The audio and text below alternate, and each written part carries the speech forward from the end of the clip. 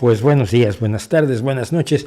La suerte está echada, como solemos decir, y donde quiera que estén, gracias por acompañarnos. Bienvenidos a En Vivo y Con Todo, que es el streaming semanal del Rey va Desnudo, que se me olvida decirlo constantemente. ¿Cómo se me olvida decirle a la gente que no nos conoce y que está llegando por aquí de pronto despistada y sin saber en qué se está metiendo? Que yo soy Mauricio José Schwartz, lo soy desde hace mucho tiempo y espero seguirlo siendo durante mucho tiempo más. Es hora de compartir información, de demoler mitos y tratar de provocar a quienes nos hacen el favor de vernos para que piensen un poco. Total, es gratis.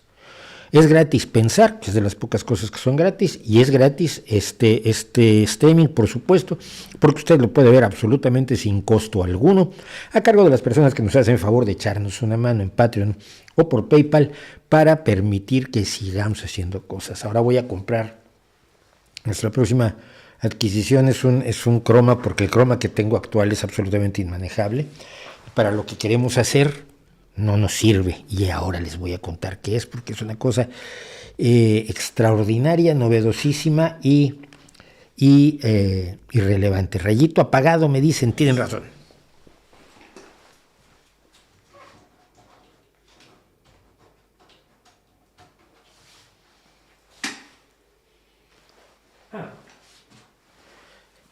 Ya que tengo encendido el rayito, ya que me recordaron el rayito, tengo cosas nuevas para la decoración. No se ven, pero a mí me divierten mucho bien. Aquí tenemos a Albert Einstein, que ahora nos acompaña, junto con el Albert Einstein de peluche que tenemos allí. Tenemos, por supuesto, a la señora Marie Curie. Hola. Qué absurdo soy.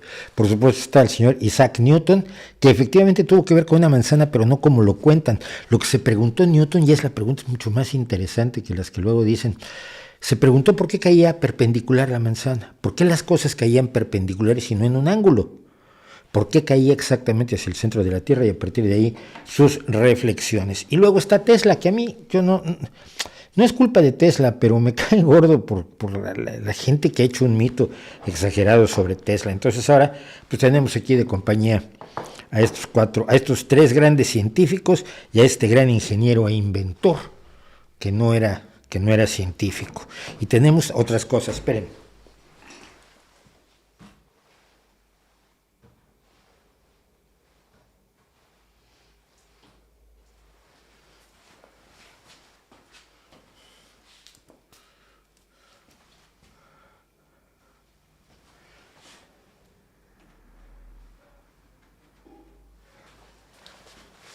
Para que me insulten más los nacionalistas, que esto tiene relación con el vídeo que estrenamos ayer sobre la relación entre individualismo y nacionalismo, y la relación entre la responsabilidad social y el internacionalismo o globalismo, como le llaman ahora muy preocupados los fachorros. Pues para que sigan diciendo cosas feas de mí, tengo mi banderita europea porque considero que Europa es una gran esperanza. Así que, bueno, lo que siempre les pido para poder arrancar, que me sigan en Twitter, @elnocturno, en Instagram, m_elnocturno, nuestra web, mauricioschwartz.com, que esta semana tuvo nuevamente 0 visitantes, lo que está muy bien. ¿Ya pasaron de moda o qué tengo que poner allí para que la visiten? Yo bailando. Y por supuesto que pueden mandarnos cosas a nuestro correo electrónico, ervdcqs@gmail.com, aunque pues esta semana no pude ni verlo. He tenido una semana de locos por el nuevo proyecto que tiene que ver con el croma, el nuevo proyecto en el que estamos embarcados, porque total, si ya no tenía yo suficiente que hacer, pues haremos más cosas. Mi irresponsabilidad tiene niveles verdaderamente impresionantes. Yo a veces, yo mismo me quedo frío de cuán absurdo puedo ser. Imagínense mi familia y la gente cerca de mí. Está totalmente loco. Un segundo.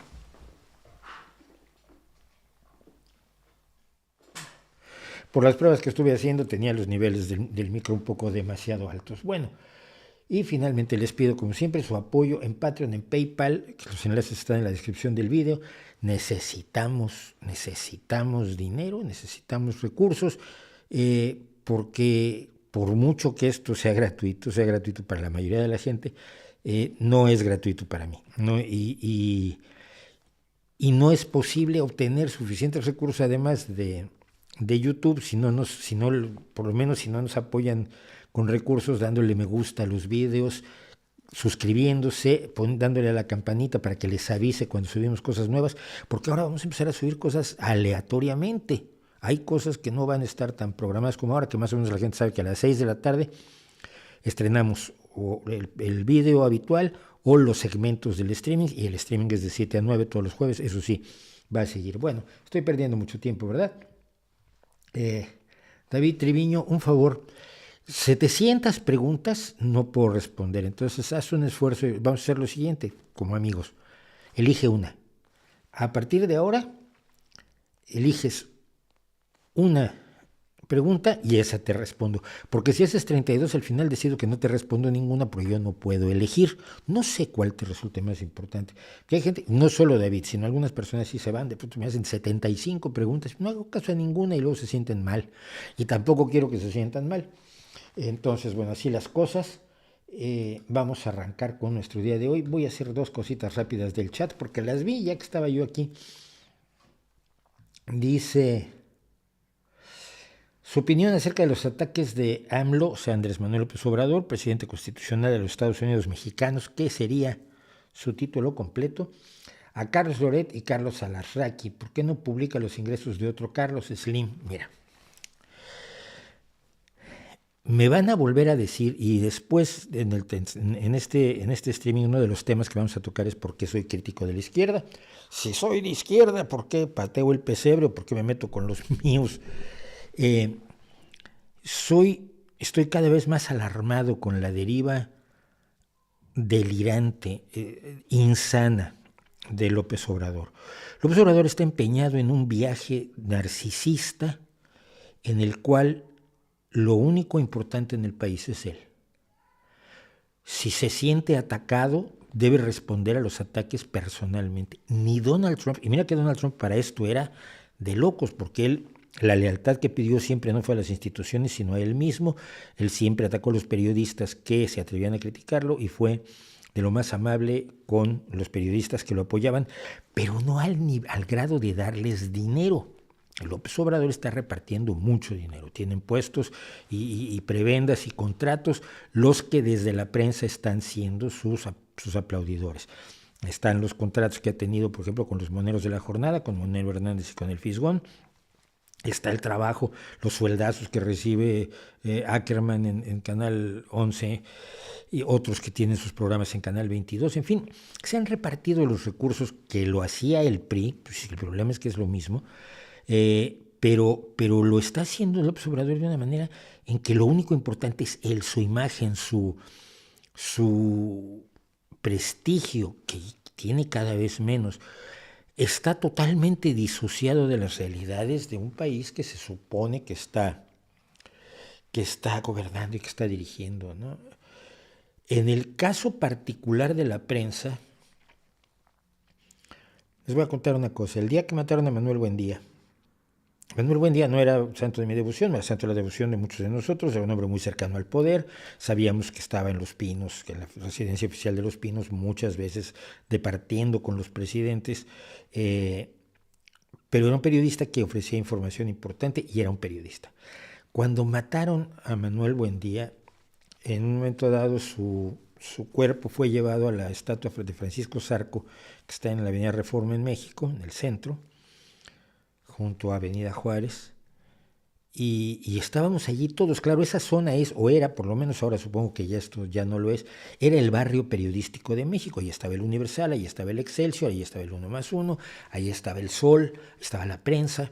Entonces, fuimos a velar, a homenajear el cuerpo de Manuel Buendía como un periodista asesinado, al parecer, nunca se aclararon las cosas, pero al parecer por decisión del poder político mexicano o de parte del poder político mexicano.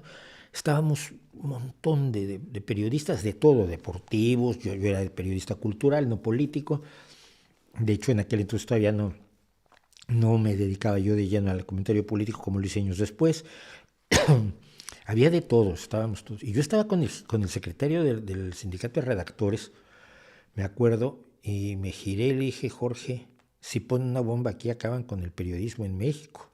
Me miró y me dijo, no digas barbaridades, salvaje Mauricio Schwartz, cállate. Le dijo, pero es que me acabo de dar cuenta que estamos todos aquí, eran 400 o 500 personas que formábamos el núcleo del periodismo en México, la mayoría, por supuesto, mucho más importantes que yo. No quiero dar una impresión de que ahí yo era el importante. Al periodismo se le respeta aunque sea de la oposición. Al periodismo se le respeta aunque sea de derecha. Yo como hombre de izquierda considero que necesito el pensamiento, el periodismo de derecha para equilibrarnos y no perder piso, como lo ha perdido López Obrador. Siento que las agresiones que ha emprendido López Obrador contra la prensa durante todo su mandato, durante 3 años y 2 meses o 3 de esta desgracia, son inaceptables. La gente fuera de México, y esto lo digo mucho para quienes nos ven en España y en otros países de América Latina, el poder del presidente de México no tiene paralelo en la gran mayoría de las democracias formales de este mundo. Es un poder muy superior, siempre lo ha sido.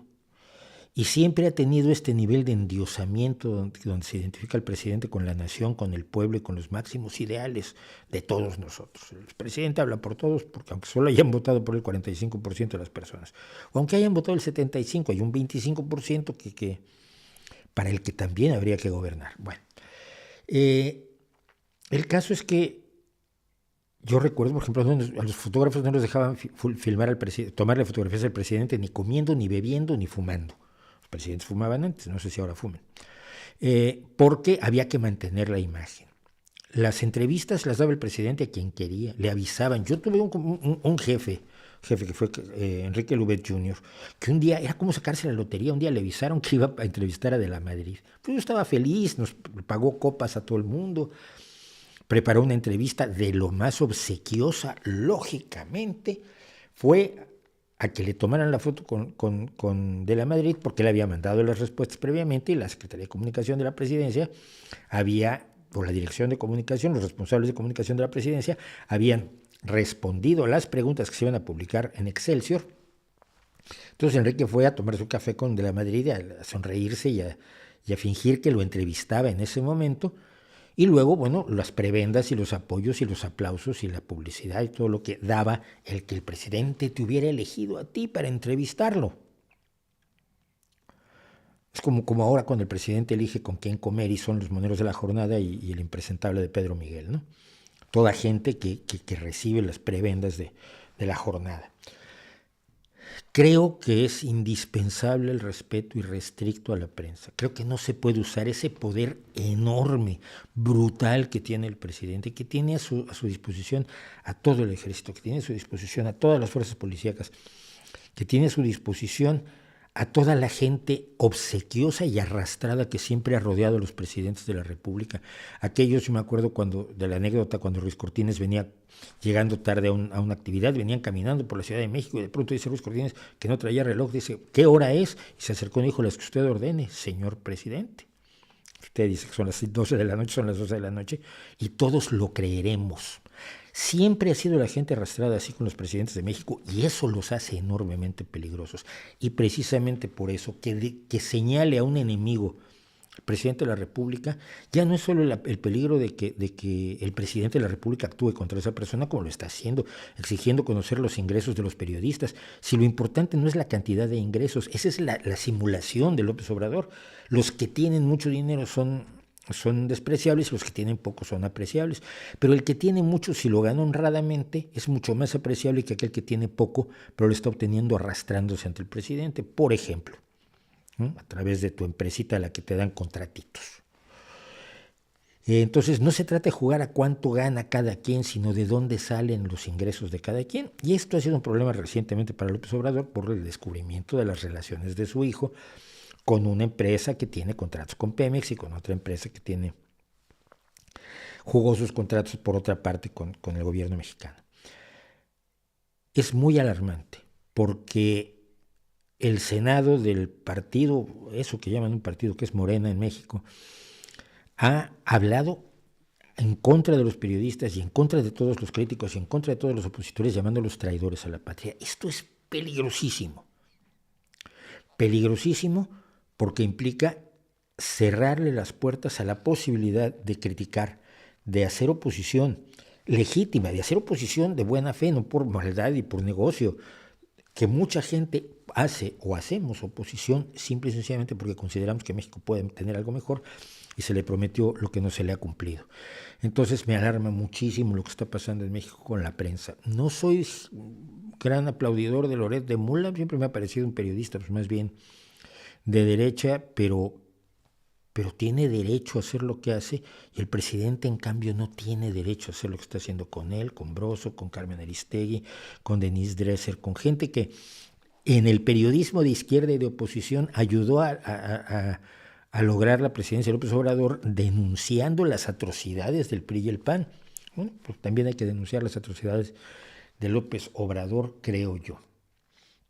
Bueno, vamos a hacer una cosa que hace tiempo que no hacemos. Ya ven que tenemos secciones que van y vienen, no podemos hacer todas las secciones todas las veces, tendría que ser esto mucho más estructurado y a mí me gusta más el caos que la estructuración. Pero tenemos las historias de horror de libre mercado.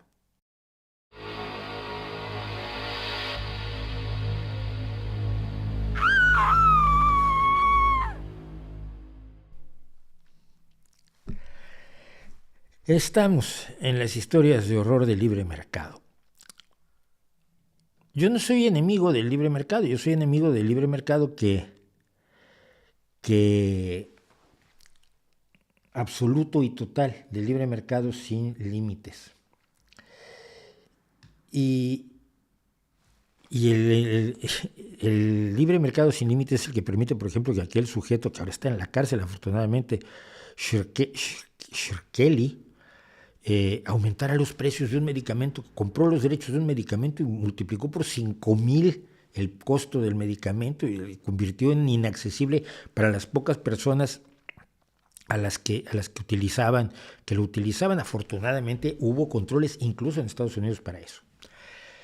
Pero la historia de horror que tenemos hoy es aún peor. Es aún peor porque revela que no necesitas ese tipo Shirkeli o Shirleki, Shkreli, creo que sí. No lo traía yo apuntado ahora. Es un miserable, pero puedes destruirle la vida a la gente sin ser un miserable, y es lo que ha pasado. Es lo que ha pasado en esta ocasión. Miren ustedes.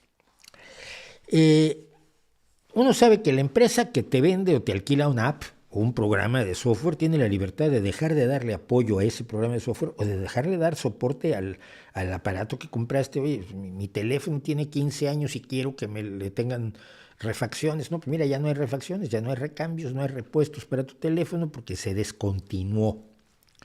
Entonces sabemos que las empresas lo hacen. ¿Qué pasa cuando el producto que descontinúa una empresa son tus ojos?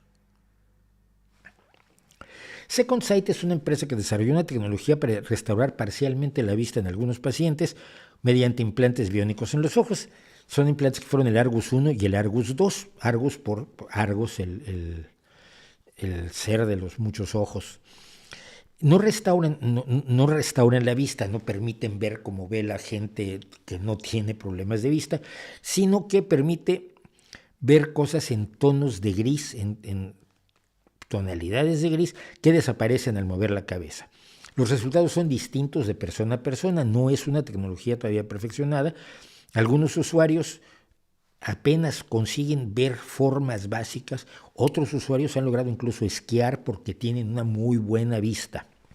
¿En qué consiste el implante Argus y Argus 2? Bueno, se trata de unos electrodos implantados dentro del ojo en la retina, que son electrodos que envían suaves potenciales eléctricos a la retina para que se reinterpreten como si fueran vista, como si fueran impulsos visuales. Sabemos que los nervios, si usted se estimula los nervios de la vista, los nervios de la retina, van a interpretarse siempre como visión. Como si usted estimula el nervio auditivo, se va a interpretar la estimulación eléctrica como audición. Entonces están implantados unos electrodos en el ojo de la persona. Esos electrodos van a una unidad de procesamiento de vídeo que se lleva en un paquetito, una maletita aquí en el cinturón, y de la que está conectada a una especie de gafas como las que vemos aquí en la ilustración, unas gafas que tienen cámaras. Esas cámaras mandan la información a la unidad de procesamiento de vídeo. La unidad de procesamiento de vídeo las convierte en señales eléctricas que estimulan la retina. Esto es maravilloso, esto es extraordinario. Perdón, estaba yo haciendo lo que no debía. Y como pasa siempre, meto la pata. Disculpen. Entonces, siendo una tecnología limitada, es muchísimo para una persona que no ve. No es barata. Cada implante cuesta $150,000, unos 132,000 euros al cambio de hoy. Pero con cirugía y rehabilitación y todo lo que se necesita para aprender a usar los implantes, a la gente esto le costaba $500,000. La mayoría de la gente no lo pagaban ellos, sino los pagaban sus seguros en los Estados Unidos, etcétera, etcétera, sus seguros médicos. Total que desde que se lanzó esto en 2009, me parece, más de 350 personas ciegas en todo el mundo se implantaron la tecnología Argus o Argus 2 para poder ver, para poder tener algún nivel de percepción visual. En 2019 la compañía informó que estaba planeando descontinuar su tecnología de implantes retinianos. Pero no es negocio. Y es que la compañía tenía problemas, entonces resultó que en febrero de 2020, el director principal de investigación y desarrollo de implantes dejó la compañía y el presidente y director general de la compañía rápidamente también renunció detrás de él. Claro, está en absoluta libertad de renunciar a ese empleo en términos de lo que es un libre mercado, ¿no? Second Sight rápidamente dijo que ya no podía seguir adelante, despidió a la mayoría de sus empleados, anunció su intención de reducir sus operaciones. Por supuesto, el impacto, ellos decían que esto era en parte por culpa del impacto de la pandemia de COVID-19, ya que no les permitía a la pandemia obtener financiamiento. Y estos despidos significaban que ya no podía seguir el nivel de apoyo, de soporte técnico, de asistencia técnica y comunicación para los usuarios de su tecnología.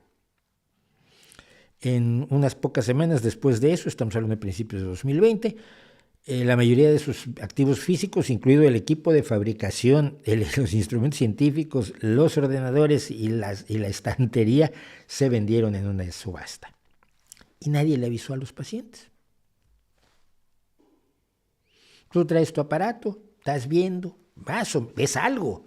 Por lo menos puedes navegar en el mundo, te ha servido de algo esa tecnología, por limitada que fuera. Muy bien, pues ya no hay, pero ni siquiera te aviso. Porque por lo menos además en las apps te dicen, oiga, usted puede usar esta app hasta el 30 de marzo y luego se la vamos a quitar.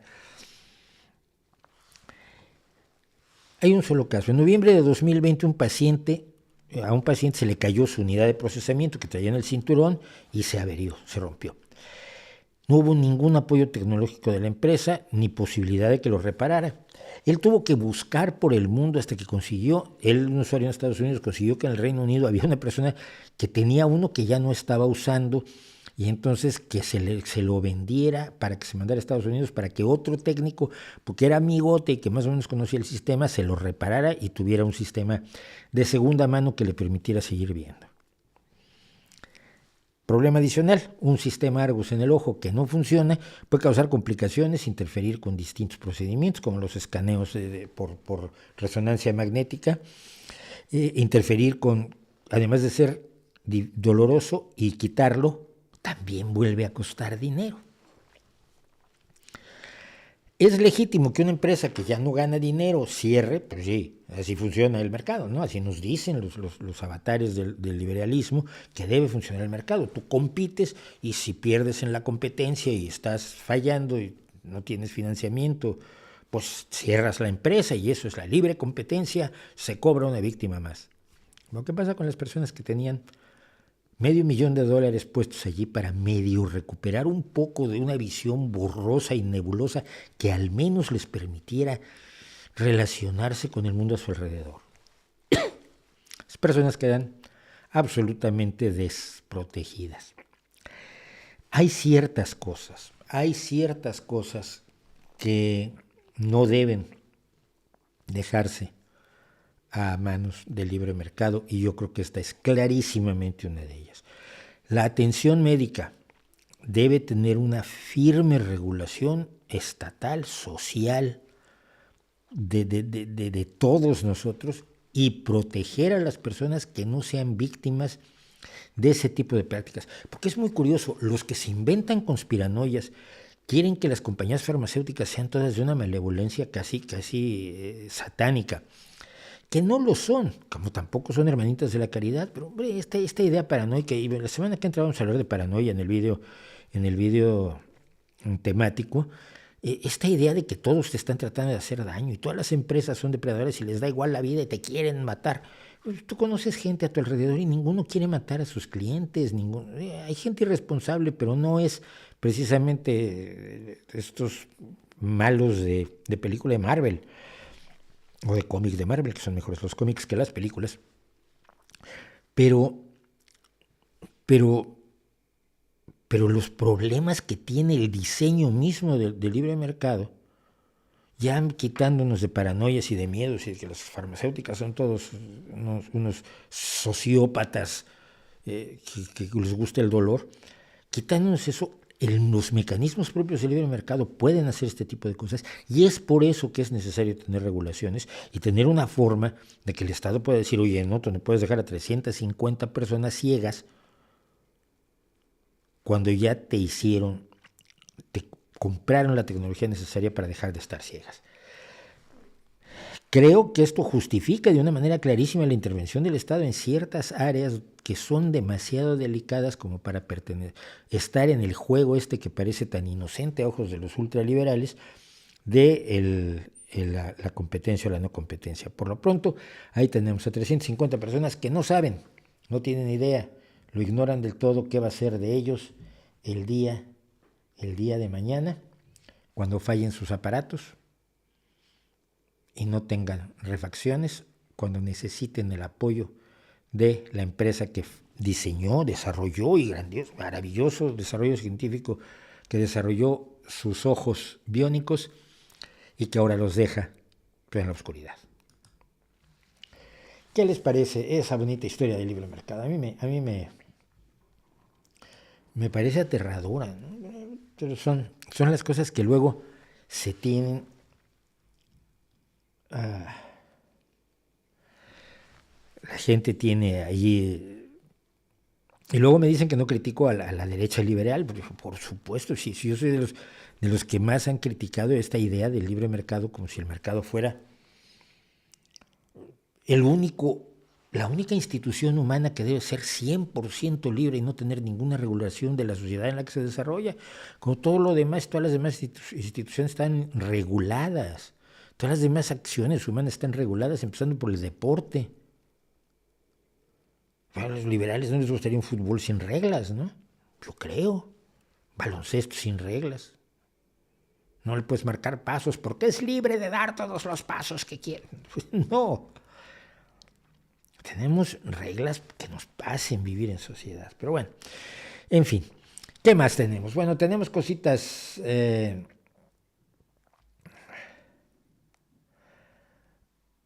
algo que comentar sobre el espectáculo Ayuso Casado. A ver. Para quien no lo sepa, ha pasado lo siguiente. Isabel Díaz Ayuso, que es la presidenta de la Comunidad de Madrid, está en una pugna de lucha interna por el poder en el PP con el actual secretario general del partido, Pablo Casado, que es un hombre pues con unas limitaciones espectaculares en cuanto a su capacidad de análisis y de actuación. Y vamos, el tío es una fábrica de memes en España, porque cada vez que abre la boca sube el pan, cada vez que abre la boca dice una barbaridad.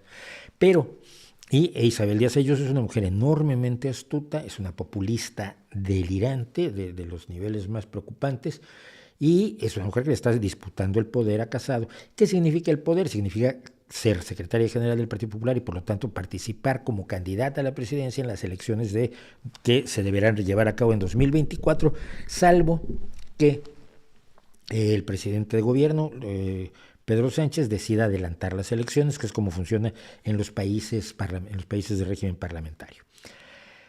Resulta que hay datos de que Isabel Díaz Ayuso le ha dado unos contratos a dedo a sus familiares y su expareja tiene algo que ver allí, su hermano tiene algunas cuestiones de comisiones. Yo no tengo muy claro cuál es el asunto, porque después de todo el Partido Popular es el único partido que ha sido que un juez lo ha sentenciado por ser una organización delictiva. Entonces, como el prestigio del PP, están robando en el PP, es lo más normal del mundo, ¿no?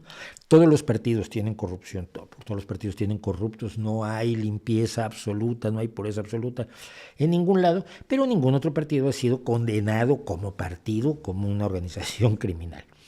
Entonces tampoco me interesó mucho hasta que hoy estalló todo el asunto. ¿Por qué?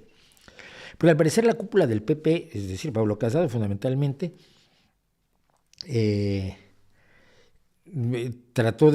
contrató unos detectives que al parecer eran también de la agencia de Mortadelo y Filemón para obtener datos sobre estos supuestos contratos y sobre estas supuestas comisiones, que yo no veo tan difícil que se hagan. Este tipo de gente funciona así, ¿no?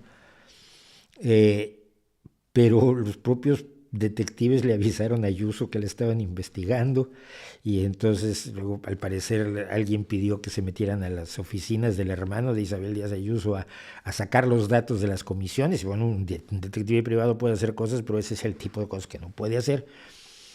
Y entonces hoy ha habido un cruce de acusaciones bárbaras, brutales entre Ayuso y Casado.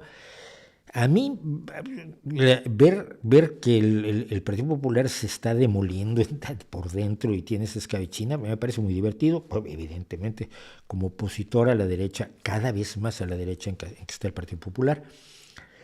Pero lo alarmante es que si este pulso lo gana Ayuso, Vox tiene posibilidades, y lo reconozco, de ganar las elecciones en 2024, pero para gobernar va a necesitar a la ultraderecha de Vox, es decir, llevaría a la Moncloa a los nazis de Vox. Y eso me preocupa enormemente. Entonces, curiosamente, aunque hallo despreciable a Pablo Casado, lo digo abiertamente, es un hombre, aparte de ser mala persona, es una persona muy limitada intelectualmente.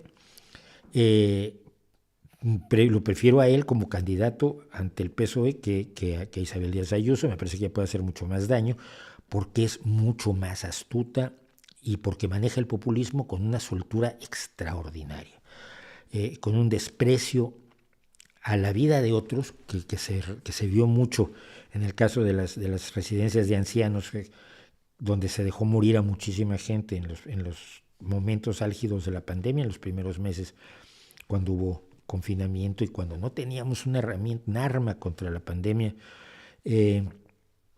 Entonces esto la convierte en un adversario mucho más peligroso que Pablo Casado. Es lo más que puedo decir, ¿no? A mí que se destruyan entre ellos, a mí me parece fantástico, porque finalmente es una pelea entre gángsters, es una pelea entre gente que pertenece a un partido que tiene una concepción patrimonialista del poder. Es decir, el poder está ahí para servirles a ellos y además para servir a ciertas ideas que tienen, que suelen no explicitar.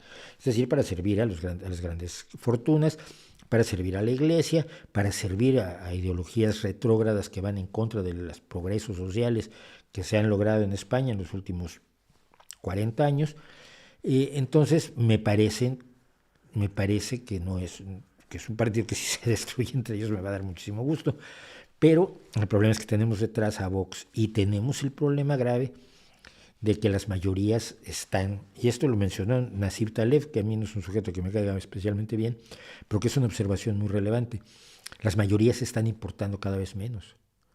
Son las minorías, sobre todo al pulverizar el voto, que es lo que empezó haciendo Podemos, abriéndole la puerta a Vox, al en vez de tener todo el voto de la izquierda junto y que la izquierda luego se pelee entre ella para ver qué elementos se ofrecen en las plataformas de gobierno y en las plataformas electorales y qué se propone y qué no se propone, lo que hace es tener muchas izquierdas que tienen menor fuerza, sobre todo en un sistema parlamentario como el español, tienen menor fuerza que si estuvieran unidas. Y Vox es una decisión del PP, a la derecha del PP, que al pulverizarse el voto de la derecha del PP impide que haya mayorías absolutas y por lo tanto se le da una enorme importancia a las minorías. Las minorías están teniendo importancia en este momento. En el gobierno de España, a través sobre todo de Podemos, que ha hecho unos ridículos espectaculares como la huida por la puerta de atrás del que era el secretario general y fundador de Podemos, Pablo Iglesias, pero también en el caso de las comunidades autónomas gobernadas por la derecha, son las minorías, la minoría de ultraderecha, la minoría nazi de Vox, la que está en un momento dado poniendo las condiciones de gobierno, y eso es enormemente alarmante. Bueno, pero ya que estamos en esto, y hablando de derechas e izquierdas, la gente de izquierda me reclama mucho que no critico a la derecha. Bueno, será... No ven mis vídeos, simplemente ven un vídeo, se enojan y entonces me acusan de lo que se les ocurra, ¿no? O sea, estás en contra de la izquierda. No. Tú eres de derecha. No. ¿Te gusta Estados Unidos?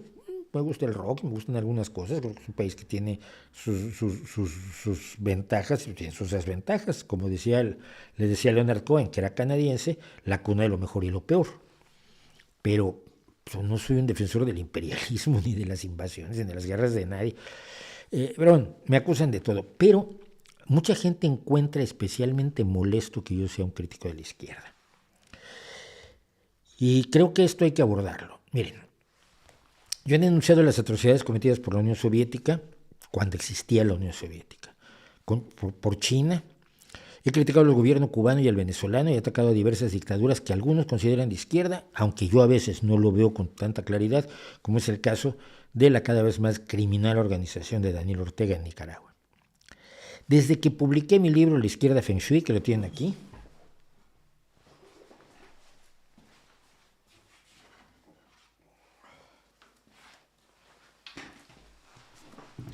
que se llama La izquierda Feng Shui, cuando la ciencia y la razón dejaron de ser progres, es decir, cuando de pronto se descubrió uno que parte de la izquierda está rechazando la razón, que está rechazando la ciencia, que está rechazando la tecnología y que se vuelve anticiencia, antitecnología, antimedicina, antivacunas, antinuclear, antitransgénicos, antibiotecnología y anti todo lo que pueda representar un progreso para la gente que no le suene bonito, pues me movió a escribir este libro. Pero desde entonces se me ataca. ¿Por qué te metes con la izquierda? ¿Por qué no dedicas tus cartuchos única y exclusivamente a denunciar a la derecha, a denunciar al libre mercado? Que lo hago. A denunciar al fascismo y a la ultraderecha avanzando en todo el mundo, que lo hago. No. Dedícate única y exclusivamente a aquello, pero no te metas con la izquierda. Primero que nada, ¿en serio hace falta que yo dedique más tiempo a Trump, que sigue manteniendo un férreo control sobre el Partido Republicano, aunque lleve 1 año y un mes fuera del poder, al PP y su danza nupcial con el nazismo de Vox, a Víctor Orbán, a Le Pen, ¿de veras hace falta? Si ustedes abren cualquier periódico autoproclamado de izquierda, en España sería el diario.es o Público, o en México La Jornada, también conocida como Mejor Nada. Si ustedes hablan cualquier periódico de izquierda, está toda esa crítica allí, pero emplastada, detallada, bien investigada por reporteros convencidos. ¿De veras hace falta que yo haga eso? Yo creo que no. Yo creo que lo que hace falta es precisamente criticar a la izquierda desde la izquierda, porque tenemos un miedo enorme a autocriticarnos. Tenemos un miedo enorme a lo que decían, a lo que se llamaba, cuando yo era joven y existía la Unión Soviética, se hablaba de darle armas al enemigo. Si tú criticas a la Unión Soviética, le estás dando armas al enemigo. Y la primera vez que te dicen ese argumento, dices, pues sí, ¿verdad? Claro, ¿no? Si yo critico a la Unión Soviética, estoy defendiendo las atrocidades de Estados Unidos. Pero la segunda o tercera vez que la oyes dices, no, a ver, espera, es que perseguir a la gente por sus ideas está mal. Está mal aquí cuando lo hacen gobiernos liberales, y está mal en la Unión Soviética cuando lo hacen gobiernos comunistas, y está mal cuando lo hacen en China, y está mal cuando lo hacen en Cuba. ¿O es que solamente estamos simulando que tenemos principios y en realidad no estamos en contra del encarcelamiento de gente, sin un debido juicio, con leyes proclamadas democráticamente, sin un Estado de Derecho? O sea, estamos de acuerdo con una serie de cosas solo cuando las hacemos nosotros y no cuando las hacen otros. Pues yo no creo. Yo creo que la izquierda es ante todo una posición de principios. Creo que debe haber un mundo más justo, creo que debe haber un mundo más libre, creo que debe haber libertad individual para que haya libertades sociales, creo que debe haber libertades sociales que deben estar acompañadas de una amplia carta de derechos individuales y sociales, y que todo ello debe estar orientado hacia una mayor justicia social y hacia una mayor igualdad de oportunidades. Si cualquiera que dice ser de izquierda va en contra de eso, en contra de los valores de la libre expresión, del libre juego de las ideas, de la ciencia, del conocimiento, del progreso, de la antirracionalidad. El hecho de que diga que es de izquierda es absolutamente irrelevante. Está yendo en contra de los principios y los objetivos de la izquierda. A mí me molesta muchísimo cuando un gobierno de derecha no tiene en cuenta la opinión de una gran parte de su población que tiene otras ideas para su accionar de gobierno. Y también siento que cuando la izquierda gobierna tiene que tener en cuenta a las muchas personas que pueden no estar de acuerdo con ella. Se llama democracia. Pues se llama democracia de verdad, no como les gusta a algunos, que solo les gusta cuando van ganando ellos. No es sensato dejarle toda la crítica de la izquierda a la derecha. Primero que nada, porque la crítica de la derecha a la izquierda muchas veces, o generalmente, podríamos decir generalmente, digamos solamente muchas veces, no es bien intencionada, no es, oye, mira, es que yo quiero que funciones mejor, yo quiero, por beneficio de la colectividad, del país, de la nación, del pueblo, creo que la izquierda debe cambiar su actitud, porque lo hago por el bien de todos. Eso es de dudarse. Muchas veces la derecha simplemente lo hace de manera malintencionada, sesgada y con doble intención. Por ejemplo, cuando la derecha critica una dictadura de izquierda, no lo hace por oponerse a las dictaduras, pues tiene dictaduras que le gustan muchísimo cuando son de los suyos. Lo hace para atacar los principios de la izquierda. Entonces, esto yo lo veo muy seguido cuando me dicen, yo critico lo que está pasando en Cuba. Me dicen, claro, es que es culpa del pensamiento de izquierda. No, a ver, el pensamiento de izquierda no dice que seas un imbécil económico.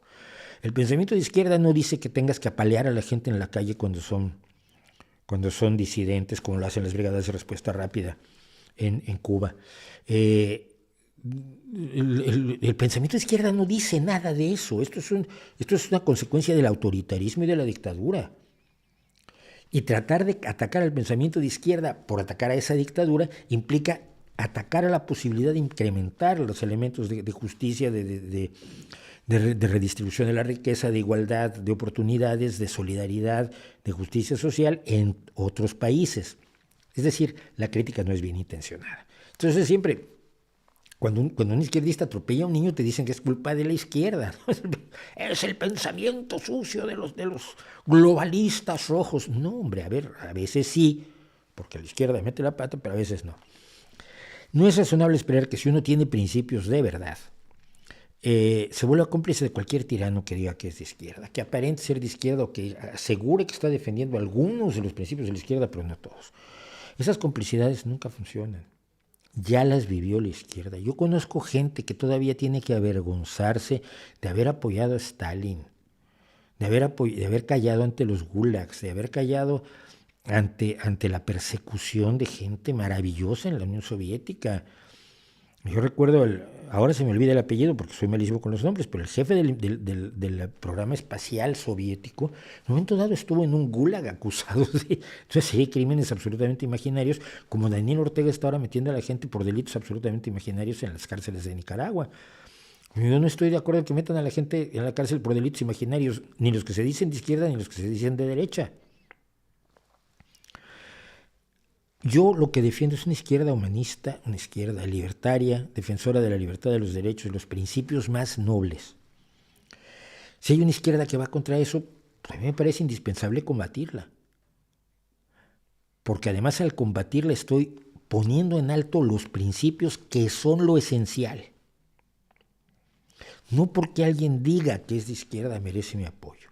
En el caso de México concretamente, muchas personas que yo conocí que decían ser de izquierda y que hacían turismo a Cuba mucho y etcétera, mejor me callo con él, etcétera, y hoy callan cuando López Obrador se lanza en contra de a los padres de los niños con cáncer que están teniendo escasez de medicamentos durante los últimos 3 años, los llama golpistas el gobierno de López Obrador. Es que siempre pienso, si un gobierno del PRI llamara golpistas a los padres que exigen medicamentos para sus hijos con cáncer, estos miserables estarían en la calle conmigo, exigiendo una reparación, exigiéndole al gobierno que resuelva la situación y que de ninguna manera se admite que se pueda llamar a golpistas a los padres de los niños que tienen cáncer y no tienen los medicamentos que necesitan en una sanidad pública que supuestamente existe en México. O cuando se demuele la educación, la sanidad pública, se demuelen las instituciones que ya había para instalar otras que son aún peores, etcétera, etcétera. Todo lo que está pasando, contra lo que yo protesto, si lo estuviera haciendo un gobierno del PRI o del PAN, la gente que hoy está apoyando a López Obrador estaría conmigo en la calle protestando. ¿Queda claro? Entonces, tengo que ser crítico de la izquierda porque son los míos, porque todo lo que hacen ellos mal va en contra de la posibilidad de tener políticas de izquierda más viables, más sanas en el planeta, a nuestro alrededor, en todos lados. Si nos cerramos esa posibilidad, estamos metiendo la pata gravísimamente. Y yo no quiero que se cierre la posibilidad de las ideas de una visión humanista, liberal, libertaria o defensora de la libertad, porque los liberales solo defienden ciertas libertades, no todas, que quiere producir una sociedad más feliz, no el triunfo de una ideología o de un filósofo del siglo XIX, sino una sociedad más feliz donde los niños tengan mejores escuelas y mejor alimento y la gente viva con menos miedo. Esa es la izquierda por la que yo defiendo y la defenderé en contra, incluso, por supuesto, de la izquierda. Con esto seguramente ya quedé mal otra vez con mucha gente, pero bueno, ustedes saben que eso es un hábito por aquí.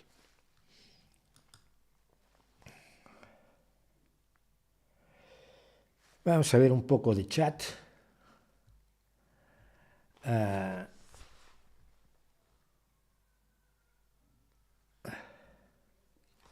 Dentro de la izquierda, entre Julio Anguita y Santiago Carrillo, ¿quién era el más sensato y el menos radical?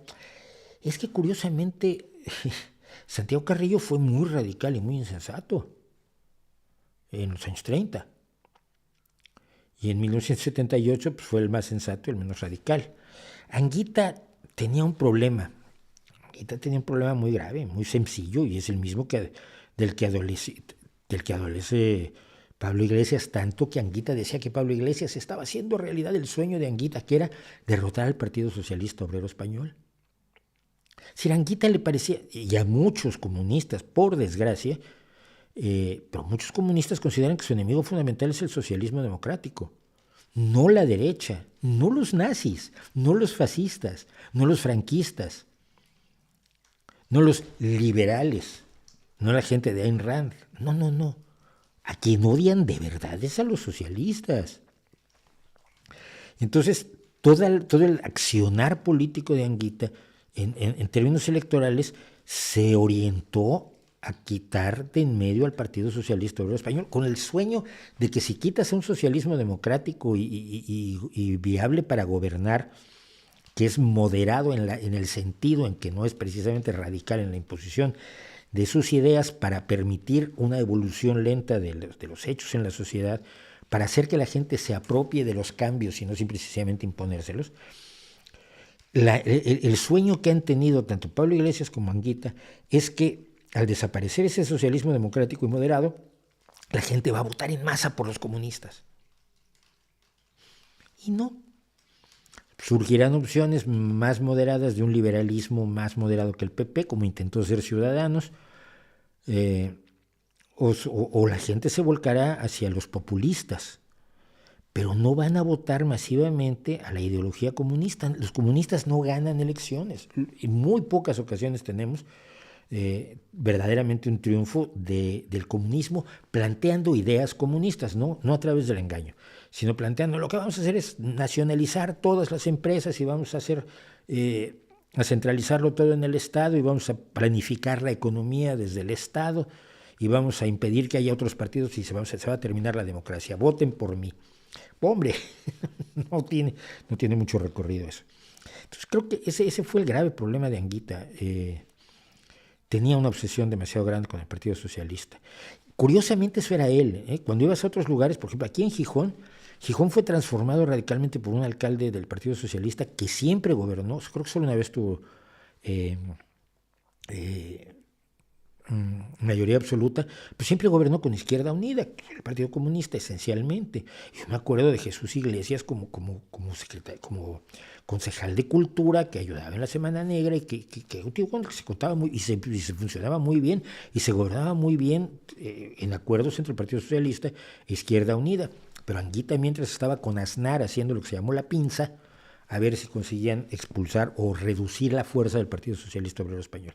Ese fue el problema. En cambio, Santiago Carrillo llegó a darse cuenta de que tenía que entrar en negociaciones con la realidad y rendirse a la realidad. Y creo que en 1978 lo hizo, y creo que mucho tiempo después lo hizo cuando el asesino de Stalin, Mario Ramón Mercader del Río Mercader, pidió volver a España. Santiago Carrillo le puso como requisito para apoyarlo, para utilizar el poder que tenía Santiago Carrillo, para conseguir que se le permitiera volver a España a Mercader, de Cuba donde estaba en La Habana, si confesaba cómo se había preparado el asesinato de Trotsky. Y Mercader, que siempre fue un sicario absolutamente bien entrenado, una máquina de matar, se negó y por eso nunca volvió a España. Así que esa es más o menos la diferencia entre los dos personajes. Yo me quedaría con Santiago Carrillo, aunque era una bestia, por supuesto, en los años 30. Me falta Edison. Sí, no tengo a Edison, no sé, creo que venían los 5 y mi perro se comió a Edison o algo por el estilo. ¿Dónde compré mi playera? ¿Dónde compré la playera? En un mercadillo fue en un mercadillo aquí en Gijón.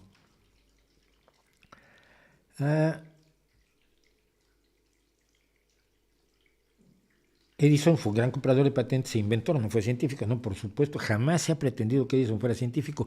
Lo raro es que la gente pretende que Tesla fuera científico cuando no lo era. ¿Quién le cae mejor, Edison o Tesla? La verdad es que los dos me caen bien, pero creo que Edison hizo un mucho mayor esfuerzo por lograr muchas más cosas. Tesla vivía en una cuestión mucho más, en un rollo mucho más individual.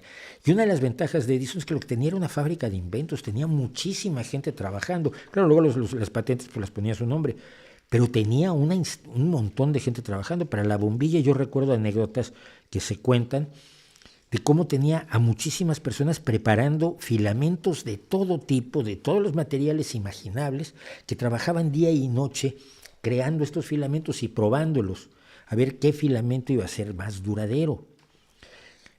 Edison no inventó la bombilla, Edison consiguió que la bombilla fuera viable. Esto es muy importante. Entonces, en aportaciones al final, las aportaciones de Edison son mucho más amplias, en el fonógrafo, el cine, en la electricidad, en la distribución de electricidad, y las aportaciones de Tesla son, creo, un poco más limitadas, pero siguen siendo enormes. No se puede, yo no creo que se pueda poner en una balanza los dos, pero me cae mejor Edison en ese sentido, que tenía una visión más de trabajo en equipo, que Tesla, que siempre fue en cierta medida un lobo solitario, ¿no? ¿Europa va contra Rusia? No, Rusia va contra Europa. Rusia va contra Europa desde siempre, ¿eh? Desde Pedro el Grande, por lo menos, Si no es que desde Iván el Terrible, que comenzó con aquella pequeña cosita alrededor de Moscú e hizo crecer, y los zares subsiguientes desde Iván el Terrible hicieron crecer eso que era Moscú para convertirlo en la Rusia actual. Siempre han ido contra Europa, sí. ¿He hecho algo sobre numerología? No. No es buena idea.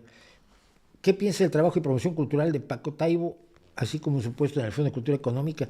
No sé qué trabajo de promoción cultural esté haciendo. El puesto en el Fondo de Cultura Económica, a mí me molestó bastante que se hiciera una ley especial para que pudiera ocupar el puesto. No creo que ningún gobierno deba hacer leyes especiales para beneficiar a un individuo, sea Carlos Slim o sea mi amigo Paco Taibo. ¿Supiste que Maduro? No sé, es que ya no sé si este es el bueno de David. Dime cuál es la pregunta buena. Pero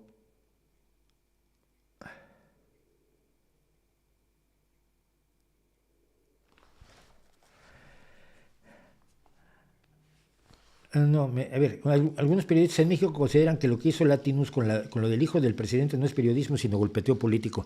Pero es periodismo. El hijo del presidente, casado con una señora que es una cabildera de una empresa que tiene contratos con Pemex, es un elemento básicamente periodístico. Si golpea políticamente al presidente, es problema del presidente. Pero claro que es periodismo. Como se iban sobre la esposa de Peña Nieto y sus casas. Es perfectamente legítimo. Los personajes públicos son públicos por eso.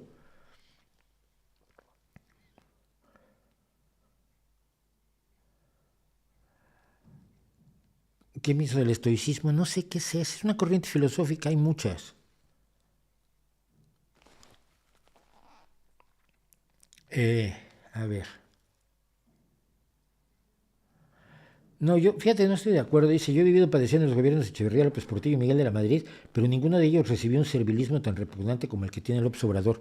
No, sí, acuérdate, cuando decide devaluar el peso y nacionalizar la banca López Portillo, aquello fue,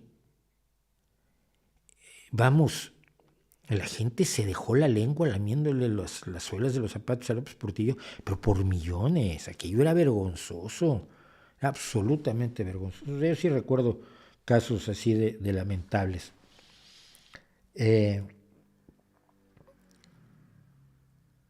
No he leído a Carlos Ruiz Zafón.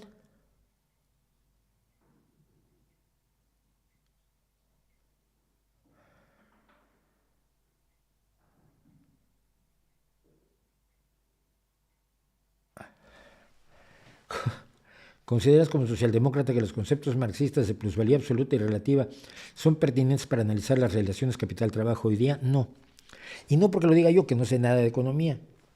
Pero es que los economistas dicen que ese análisis, el análisis marxista de la plusvalía, no responde a la realidad. Yo creo que lo que hay que hacer es no usar teorías, sino aproximarse a los hechos y a los datos. ¿Cómo se genera la plusvalía? Y el cómo se genera la plusvalía es un dato interesante, pero no es un dato decisivo. Me explico. Marx decía que la plusvalía era generada por el trabajo y por lo tanto pertenecía al trabajador. El por lo tanto tiene muchos bemoles. La plusvalía es generada de distintas maneras, pero ello no tiene absolutamente nada que ver con lo que es la justicia en el trato a quienes te ayudan a generar esa plusvalía. Y creo que hay una visión keynesiana es mucho más equilibrada, porque cuando te metes en teoría del valor, yo me acuerdo de gente que se ha pasado la vida discutiendo la teoría del valor y no han mejorado la vida de un solo trabajador. Y eso a mí me da mucho miedo. Tú que sabes tanto de música, ¿qué opinas del reggaetón? Precisamente porque sé un poquito, no mucho, un poquitito de música, no puedo opinar del reggaetón, así como no opino sobre el curling, porque sé mucho de música, por lo tanto el curling está como en otro universo. Se van a enojar conmigo. No me gusta. Como me contaban hoy un chiste cuando hay alguien que dice, y con esto a ver si le disparo a alguien su aparatito. Alexa, pon reggaetón. Y Alexa contesta, vale, pero ponte los auriculares porque yo no lo quiero oír. Deberían invitarte al podcast de La Entrepierna de Dios, que me inviten. ¿Has sido anarquista? Nunca he sido anarquista. No, no, no. El anarquismo siempre tiene el problema de que con que alguien decida romper las no leyes, con alguien decida ser abusivo, destrozas el esquema social que te habías diseñado.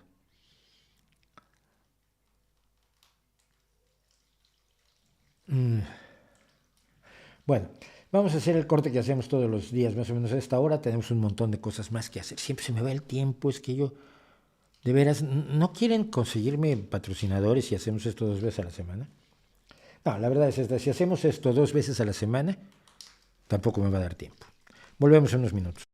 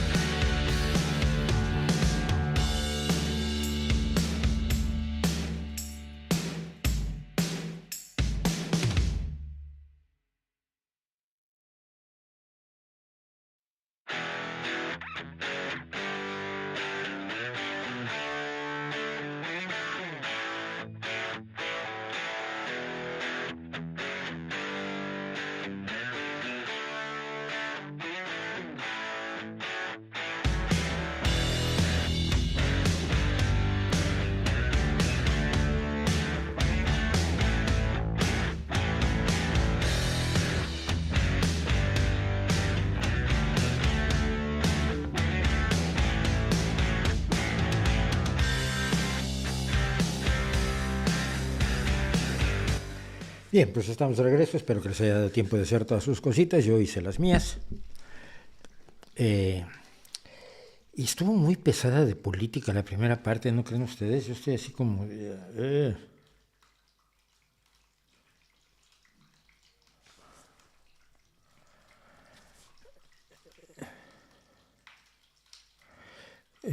Sergei Korolev efectivamente fue el jefe del programa espacial soviético que estuvo en un gulag y siempre, fíjense, lo más curioso es esto. Korolev, y lo vi en una entrevista con su hija, Korolev siempre pensó que Stalin no sabía que se lo habían llevado a un gulag, porque si Stalin lo hubiera sabido no lo hubiera permitido.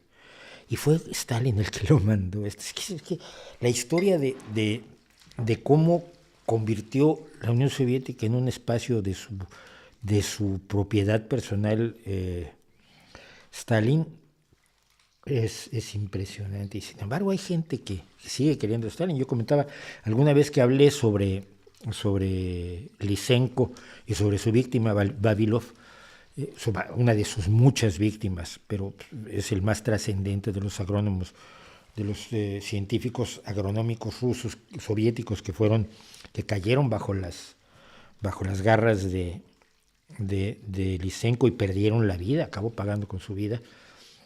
Y esto lo presenté como parte de una charla, en una divulgación científica en Naucas, en esta actividad que se lleva a cabo, a la que yo he participado muchas veces. Y después de que di mi charla fui al baño, estaba todavía la gente adentro viendo otras charlas, y salió una chica de unos 30 años a decirme, pero ¿cómo te atreves a meterte con Stalin? Y yo la miraba como diciendo, ¿Pero tú qué? ¿Cómo es posible? ¿Cómo te han maleducado para que a los 30 años sigas creyendo Stalin en el año 2020 o 2019 que pasó esto? Parece extraordinariamente raro.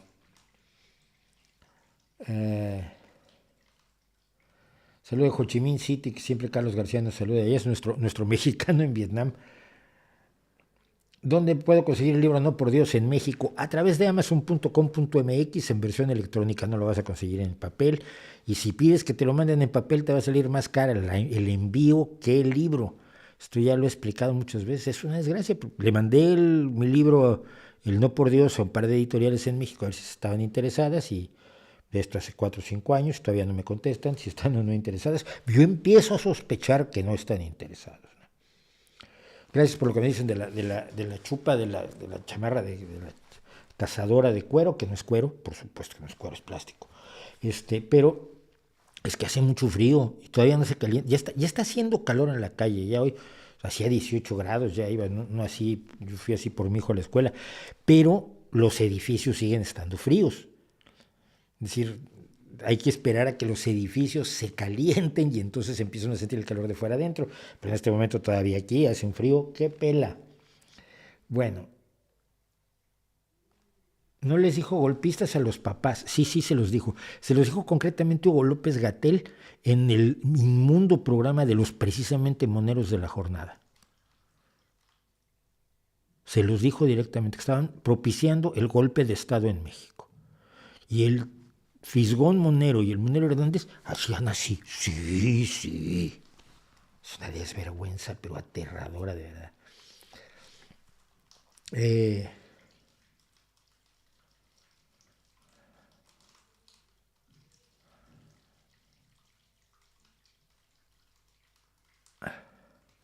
Mauricio, ¿qué opinas de no ir a la universidad y optar por la educación informal hoy en día? Pues opino que como siempre se ha hecho, puede funcionar si tienes disciplina y si no quieres hacer algo en una disciplina que esté reglada. Yo, por ejemplo, soy periodista sin título.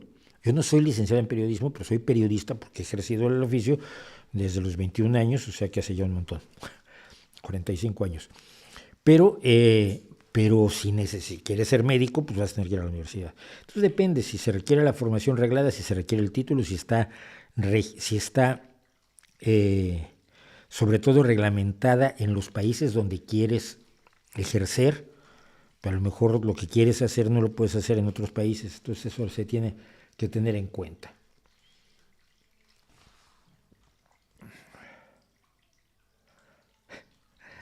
Está bien.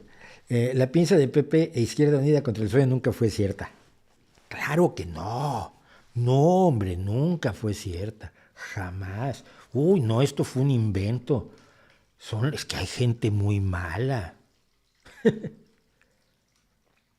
Un día lo oí manifestarse a favor de la eutanasia, pero ¿qué hacer con el suicidio? ¿Deberían mantenerse las legislaciones que castigan el intento de, o deberían dejar a cada uno? Mira, el problema es el problema es que la gente en general se suicida cuando está en un proceso depresivo. Cuando está una persona en un proceso depresivo lo que necesita es ayuda, y ayuda no es pasarle una pistola. ¿Correcto? Entonces, así como en el caso de la muerte asistida, se exige que haya una valoración médica adecuada que nos permita saber que la persona que está optando por morir no está en un proceso depresivo que con una terapia se le quita y de pronto tiene muchas ganas de vivir, porque sería injusto dejarlo morir si puede recuperar sus ganas de vivir. Por lo mismo pasa en todos los demás casos de suicidio. Yo creo que cuando una persona intenta suicidarse, hay un problema grave detrás, y entonces lo que debe hacer una sanidad pública que atienda además las afecciones y los trastornos mentales, es tratar el problema subyacente al intento de suicidio o al deseo de suicidio o a los pensamientos suicidas. No es lo mismo que quien pide la muerte porque está en una situación irreparable.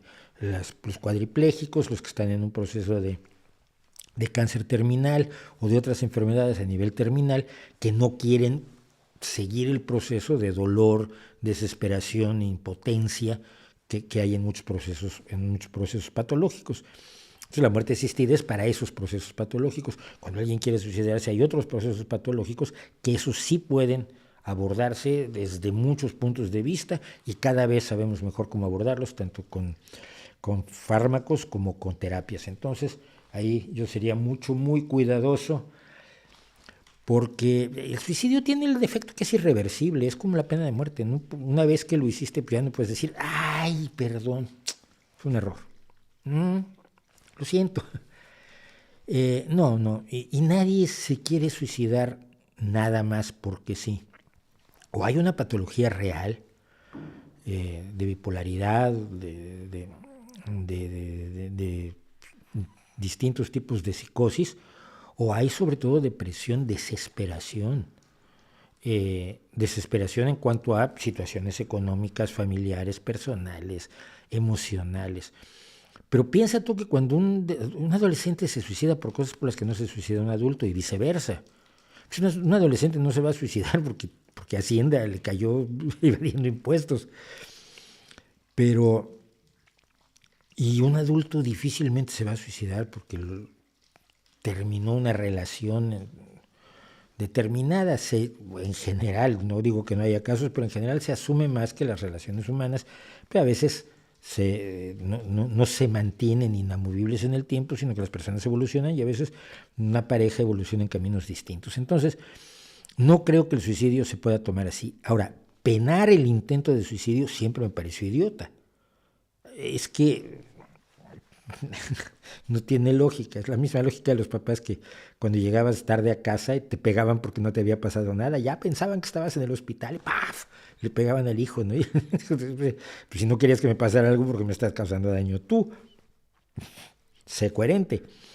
Entonces, no, creo que todo pensamiento suicida, y se ha demostrado además, me estás haciendo pensar en esto, las líneas de emergencia de suicidio en los Estados Unidos, por ejemplo, han sido muy útiles y han logrado disminuir o evitar muchos casos de intentos de suicidio. Simplemente hay gente que no tiene con quién hablar y quiere hablar con gente, de gente que no tiene en quién confiar, de gente que sufre una soledad enorme o que se siente desbordada por acontecimientos de su vida. Y todo eso amerita apoyo de la sociedad, amerita apoyo de la medicina, de la psiquiatría, de la psicología, de la farmacología y de todos, para que la gente no se quite la vida, porque es la única que tiene.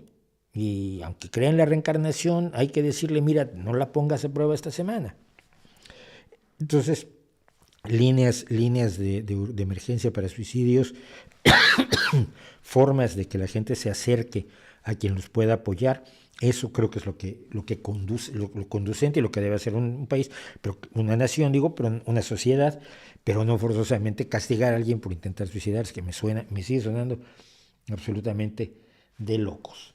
Bueno, pues vamos a pasar a cosas. Vamos a hacer la última de política hoy y ya nos vamos al arte. ¿Les parece bien? Bueno, pues estábamos la semana pasada, hablamos del mito del bloqueo a Cuba y se desató. Ay, amigo, pasó absolutamente todo. Bueno, me han puesto, soy amigo del imperialismo estadounidense. Soy enemigo del pueblo cubano. Si el pueblo cubano es el que está jodido, hermanitos. Es el que se levanta todos los días a ver qué va a comer y a ver qué hay en el colmado, en la tienda, porque solo hay lo que hay, porque no hay suficiente para todos. Y la libreta de racionamiento, que iba a ser un pretexto, una forma de impedir que acapararan los alimentos, los ricos, para dejar al pueblo sin comida en 1959 y que era muy razonable. Es una libreta que lleva ya 63 años existiendo, sí, y sigue sin poder satisfacer las necesidades fundamentales de alimentación del pueblo cubano. ¿Cómo va a ser enemigo del pueblo cubano? Por Dios. Me dijeron, y como sueles, yo no veo vídeos contra mí, es un poco absurdo, pero me dijeron que se me marcaron unos agentes del gobierno cubano, se marcaron un programa de 4 horas sobre los 15 minutitos que dediqué yo al mito del bloqueo a Cuba. La gente reaccionó con las estupideces de siempre. Tú dices que no hay embargo. No, sí, embargo sí hay, lo que no hay es bloqueo. Pero tú dices que el embargo no hace nada. No, hombre, digo que sí hace, pero no es el responsable de la tragedia que vive Cuba. Pero es que, claro, Cuba no puede comerciar con muchos, ya, pero sí puede comerciar con otros. Simplemente no tiene dinero para comprarles lo que comercia. Bueno, todo eso lo dije yo y todo eso me pusieron verde, me insultaron. Ha sido muy divertido esto. Bueno, entonces, nos encontramos con que esta semana el señor Silvio Rodríguez, que ustedes saben que no soy muy fan de Silvio Rodríguez, me gusta más la música de Pablo Milanés, I'm sorry, digo, ¿qué pasa? No puedo. El señor Silvio Rodríguez tuvo una entrevista con la agencia argentina Telam y allí habló de su muy personal proceso de rectificación de errores. Hay que recordar que el hijo de Silvio Rodríguez huyó de Cuba, está en Miami, es rapero, se hace llamar Silvito el Libre. Y Silvio Rodríguez, usando su manejo del lenguaje, dice, ni él es tan libre como cree, ni yo soy tan preso como él cree. Bueno, probablemente. Pero él dice, por ejemplo, que han obligado a Cuba a convertirse en dictadura para defenderse. Mira, Silvio, por Dios, a ver, chico, yo entiendo. Silvio Rodríguez ha sido uno de los niños mimados del régimen cubano. Silvio Rodríguez vivió como no vivía ningún cubano. Bueno, los pocos fieles al régimen, los pocos beneficiarios del régimen, pero niño mimado lo hubo.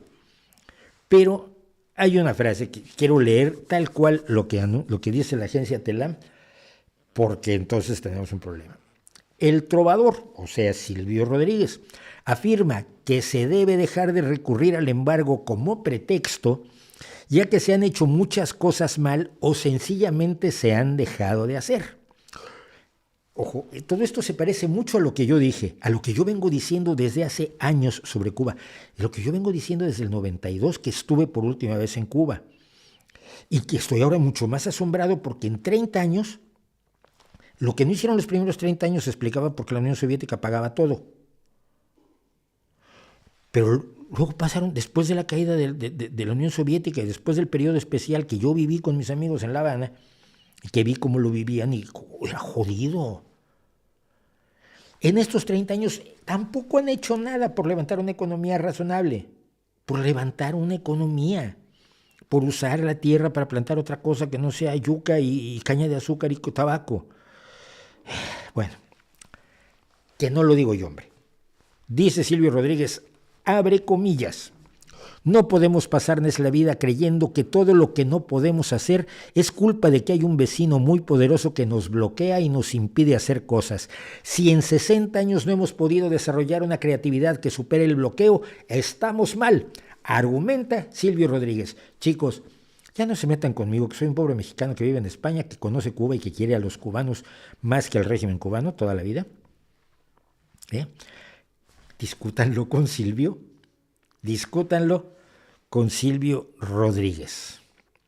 Y por cierto, para acabar el tema de lo de Cuba, porque he sido también, se me ha preguntado en muchas ocasiones por qué la Organización Mundial de la Salud no quiere autorizar, darle la autorización a la vacuna cubana que es tan buena, dicen que es muy buena, pues lo sabrán ellos, yo no lo sé, no tengo los estudios, que es tan eficaz, lo sabrán ellos, yo no lo sé, no tengo los estudios.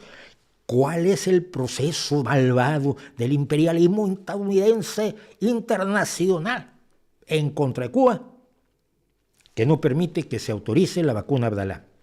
Bueno, la organización de Cuba anunció que va a pedir la autorización ahora y va a presentar los estudios porque hasta ahora no ha querido el gobierno cubano presentar los estudios ni solicitar la autorización. Entonces la Organización Mundial de la Salud no ha autorizado la vacuna cubana o las vacunas cubanas porque Cuba no ha pedido la autorización. Y es un poco absurdo pensar que la Organización Mundial de la Salud iba a mandar 2 personas a saludar a Díaz-Canel y a decirle, oiga, ¿no quiere que le autoricemos alguna vacuna?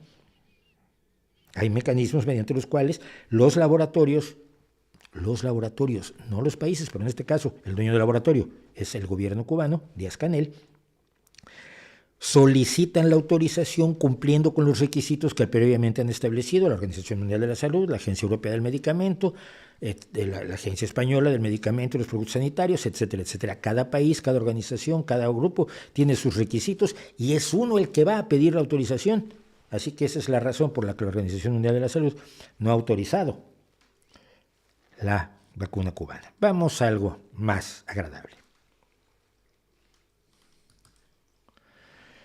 Hoy me alargué muchísimo con esto, ya no nos da tiempo de nada de arte, pero bueno, esto sí lo quiero hacer porque nuestro taller literario tiene que seguir, ya vamos a terminarlo, no me voy a pasar la vida contando cosas del taller literario, pero ya que hemos hablado de las tres patas sobre las cuales se para el relato, la narración, es un taller de narrativa, no de poesía por supuesto, ni de ensayo, que son la historia, los personajes y la atmósfera, el ambiente, el escenario.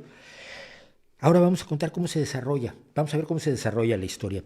Y es muy curioso porque esto, la primera vez que yo la encuentro codificada, seguramente es la primera vez que se codificó, o es la primera vez que sabemos que se codificó, quizás en el pasado se codificó y no lo tenemos registrado porque tanto se ha perdido al paso de los años, pero fue Aristóteles el que en su poética, que yo creo que es una lectura indispensable para todo escritor de narrativa, en la poética Aristóteles establece qué es lo que tiene que pasar en una obra.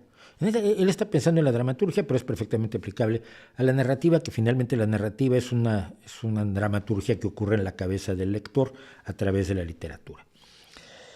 Tienes que tener un personaje que puede no ser una persona, y es un personaje que a lo largo del enfrentamiento con alguna circunstancia desusada cambia.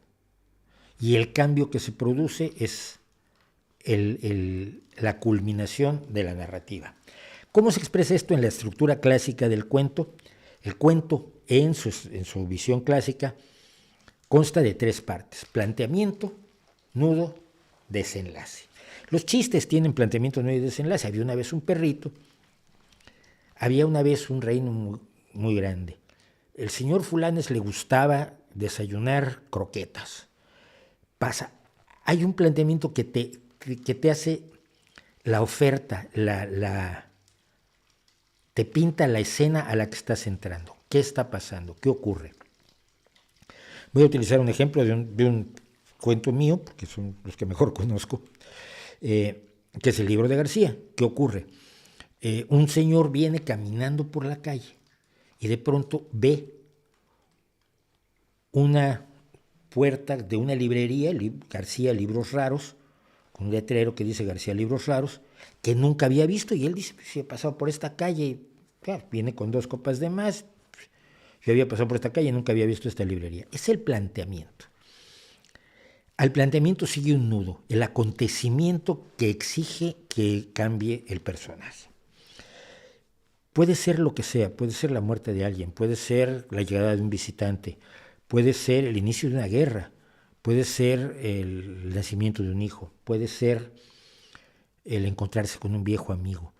Un acontecimiento que da la vuelta de tuerca a la vida, a lo normal que pasaba hasta ese momento, a lo que está planteado. Al señor González le gustaba desayunar croquetas todos los días. Un día, el gobierno había prohibido la salsa bechamel. El señor González estaba desolado. ¿Cómo podía desayunar croquetas si no había salsa bechamel? Tenía que conseguir salsa bechamel, aunque fuera clandestinamente. Fue así como el señor González entró en el mundo del tráfico de salsa bechamel. Ya, es absurdo, pero es un ejemplo para que se entienda que el nudo es el cambio, la alteración de la realidad que va a provocar una serie de acciones que provoquen la transformación en nuestro personaje. A veces la transformación es que no pase nada. En los cuentos de horror antiguos, en los cuentos de terror antiguos, estaba un mundo muy bonito. Había un monstruo horroroso, Frankenstein, Drácula, el monstruo de la Laguna Negra, lo que fuera. Se combatía el monstruo, se le ganaba y entonces todo volvía a la normalidad. El desenlace era el regreso al planteamiento inicial. Esto era aburridísimo, porque en realidad cuando te enfrentas a una cosa así aterradora, pues las cosas nunca vuelven a la normalidad. Y entonces los cuentos de terror de un tiempo para acá, digamos que los relatos terroríficos de Edgar Allan Poe para acá, y salvando mucho las distancias con lo peor de Hollywood, son donde no puedes volver a la normalidad. El monstruo ya se desató, tienes que cambiar, tienes que actuar distinto, ya sabes que hay vampiros, ahora tienes que estar protegido contra los vampiros, y entonces probablemente desarrollas un libro tan maravilloso como Soy Leyenda. Si ocurrió algo y hubo muertos, pues siempre tienes que cargar con esos muertos después. Es decir, la aparición del monstruo directamente rompe con la realidad normal, del pasado. Y entonces siempre hay un cambio. Ese cambio es el que hace interesante la literatura. Ese cambio es el que hace interesante. Me van a perdonar, pero es que estoy recibiendo llamadas telefónicas que debería poder rechazar y no me están dejando rechazarlas. Y entonces quizás voy a tener que hacer un pequeño corte. No quisiera yo, pero si insisten, lo tengo que hacer. Perdón, volvamos.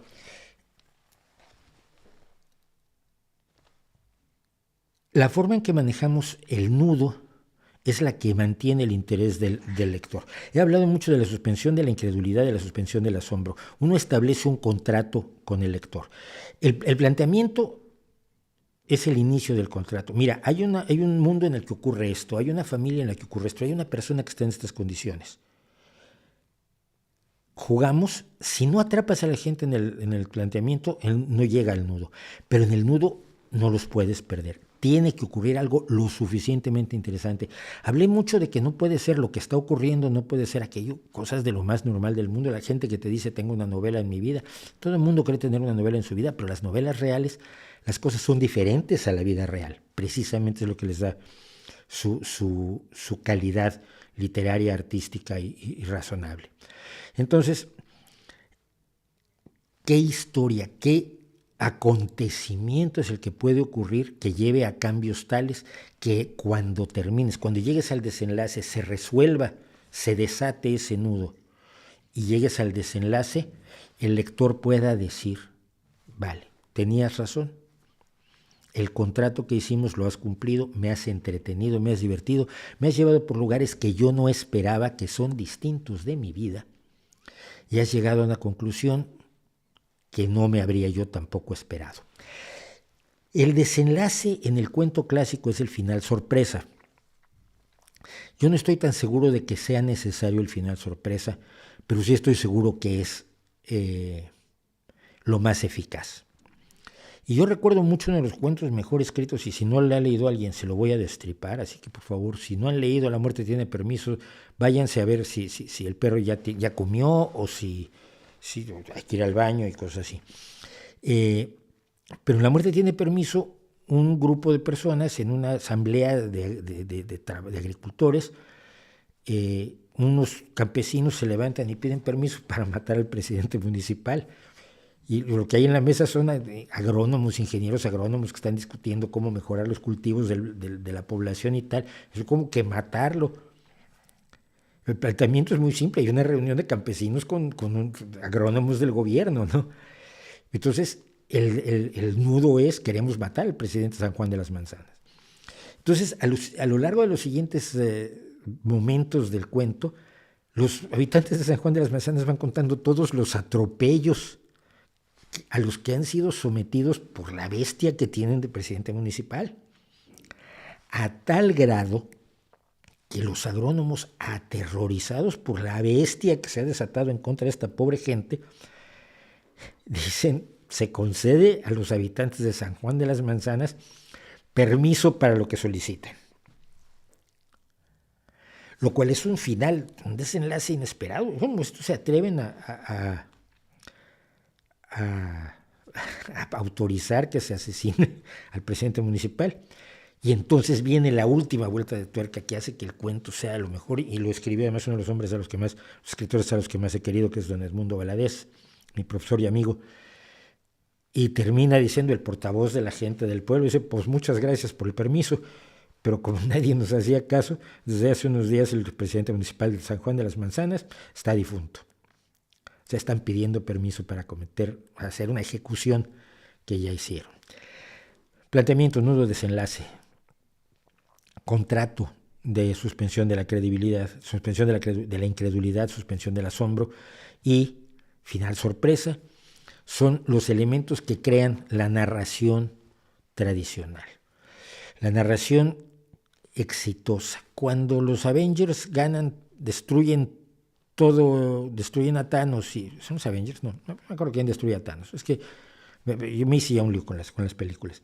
Pero cuando destruyes a Thanos y todo vuelve a la normalidad, esa normalidad no es tan satisfactoria como el que todo haya cambiado y en el siguiente capítulo tiene que ser diferente porque no se volvió a la Arcadia. Ya revivieron todos. Es decir, un mundo en el que los que mató Thanos siguieran probablemente sería mucho más interesante para explorarlo, pero entonces, no hay pues ese final sorpresa y ese cambio fundamental que exigía ya Aristóteles, y no lo exigía porque lo inventara Aristóteles, sino porque Aristóteles está recogiendo si golpeé esto y sonó, está recogiendo la sabiduría, la sapiencia y la experiencia de todos los dramaturgos griegos de su época. Dicho esto, y porque no nos va a dar tiempo de mucho más, quiero hacer nuestra pequeña serenata del nocturno.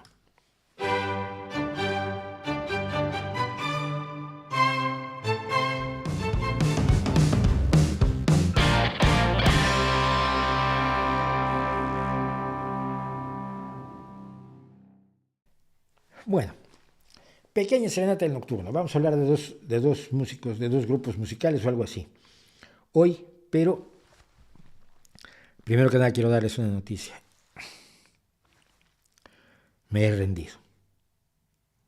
Después de pensarlo mucho, he tenido muchísimas ganas de hacer una sección, primero un canal, pero luego el canal no tenía mucho sentido. Una sección, una nueva serie, así como el Vivo y con Todo, con el streaming, es una nueva serie dentro del Rey va Desnudo, pues quería hacer una serie de reacciones musicales, de comentarios musicales, de compartir música en espacios donde no voy a monetizar absolutamente nada porque te caen reclamaciones de copyright, pero a los 10 minutos de que los subes, ya no te digo cuando los publicas. Y después de mucho pensarlo, me he tenido que rendir y ahora música.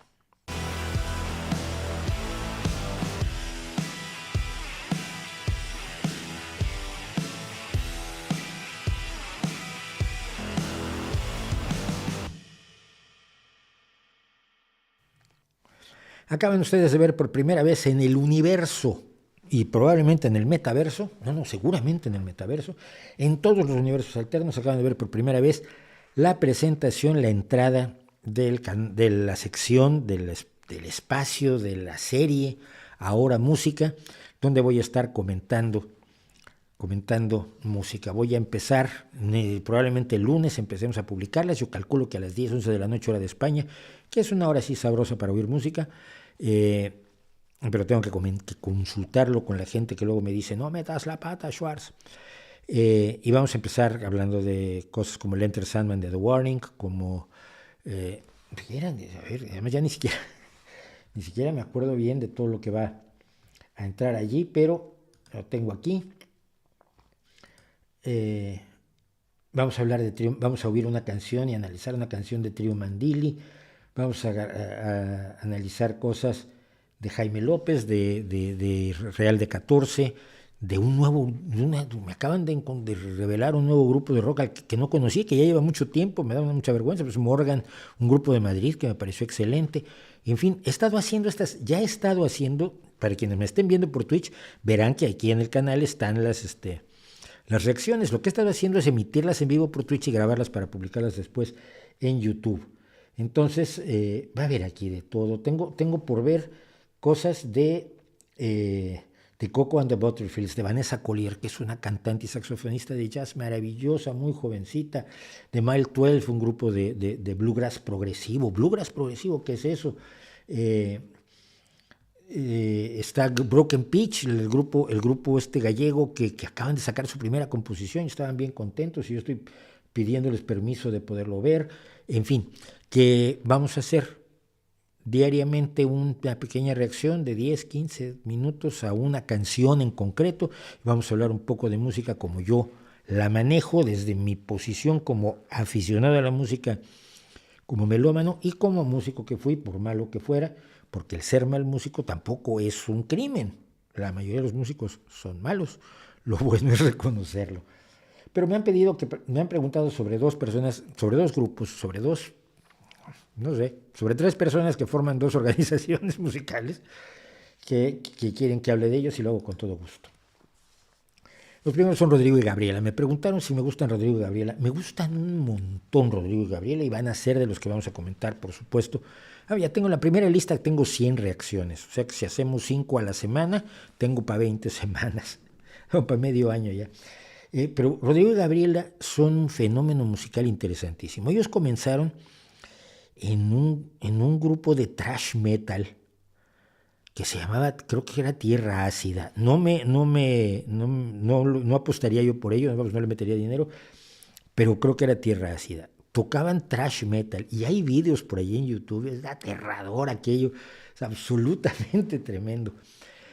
Y sin embargo un día decidieron irse ellos a Irlanda, donde entre otras cosas Gabriela empezó a tocar el bodhran, este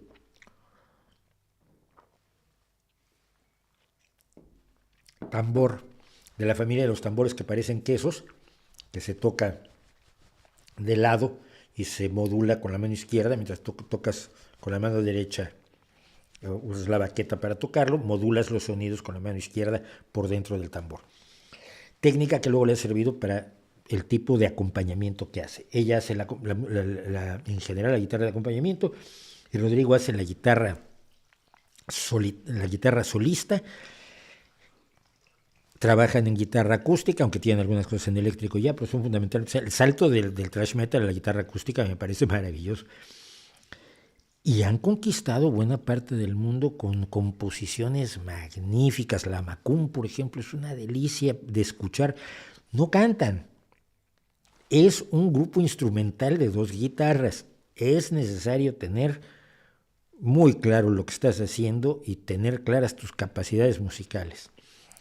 Gabriela, como guitarra de acompañamiento, reinventó la guitarra de acompañamiento, reinventó la segunda guitarra y lo hace magníficamente bien. Rodrigo es un excelente guitarrista, una precisión absolutamente quirúrgica, y tienen ideas musicales muy, muy buenas entre los dos.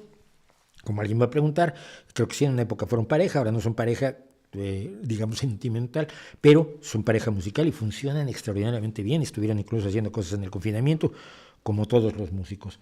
Recomiendo vivamente que vayan cuando termine, después de darle me gusta y de suscribirse los que estén por aquí. De los 217 se suscriben, va a ser maravilloso. Si los 217 dan like, va a ser maravilloso. Pero cuando termine el streaming, van y buscan Rodrigo y Gabriela en YouTube y se van a sorprender realmente de todo lo que se puede hacer con 2 guitarras, sabiendo qué quieres hacer con la música. Son maravillosos y van a estar en Ahora Música. Ay, yo me meto en cada lío. Pero me preguntaron además por alguien a quien le tengo un cariño muy especial. Me preguntaron por Violeta Parra. Y Violeta Parra fue todo un fenómeno en Chile en los años 60, 70, hasta el golpe de Estado, hasta antes del golpe de Estado, por supuesto. Sus hijos sufrieron el golpe de Estado, ella no. Ella murió, ella se dio, fíjate, hablábamos de suicidios, ella se dio muerte antes, por supuesto, de esto. Violeta Parra fue una folclorista en el sentido genuino del término folclorista. Folcloristas luego en aquella época en la que yo andaba en la música popular, se le llamaba folclorista a cualquiera que medio copiaba lo que hacían los músicos originarios, los músicos del pueblo, digamos. Pero no, Violeta Parra fue folclorista en el sentido de ir al pueblo y rescatar la música que se estaba haciendo, lo mismo que hizo el padre de Óscar Chávez en México durante mucho tiempo, lo mismo que hizo Alan Lomax en los Estados Unidos. Esos eran los verdaderos folcloristas, los investigadores de la etnología, de la música, de saber qué era lo que cantaba la gente.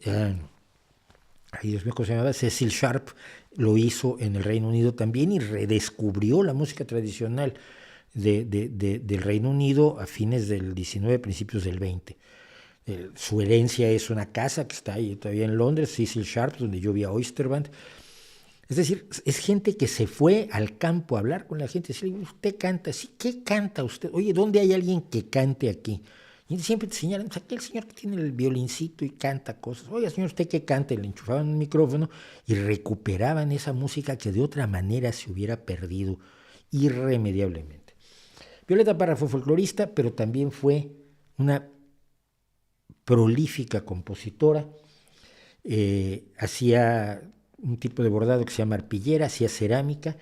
Se fue a Francia cuando París era el centro quizás de la cultura de América Latina en cierta medida, y estuvo tocando en cafés en París, por cierto, en alguna ocasión acompañada de un mexicano que medio tocaba la guitarra, pero no la toca tan bien, que era Jorge Saldaña, y produjo algunas de las canciones más conocidas del Chile de los años 50, 60, 70.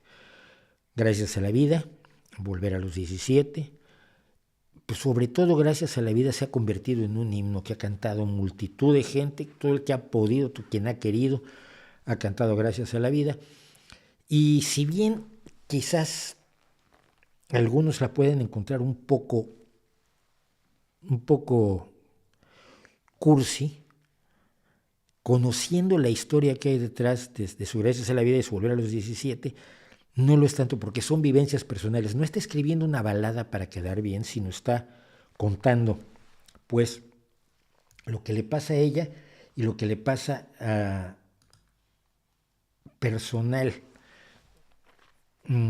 íntimamente. Y no quiero tampoco contar la historia emocional o romántica de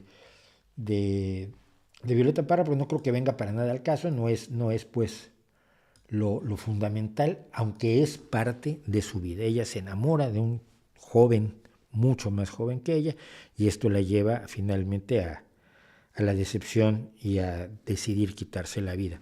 Sus hijos, Isabel y Ángel Parra, siguieron con su tradición, pusieron una peña, una especie de café cantante, donde se canta música folclórica latinoamericana, canto nuevo, que fue además la Peña de los Parra, fue el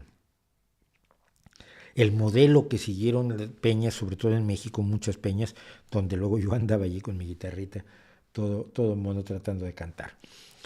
Creo que Violeta Parra sigue siendo vigente con muchas más de sus canciones, no solamente con las que he mencionado, aunque tuvo una gran producción de música social, nunca cayó en lo totalmente panfletario, y esto se agradece mucho en una época en la que lo fácil era el panfleto, ¿no?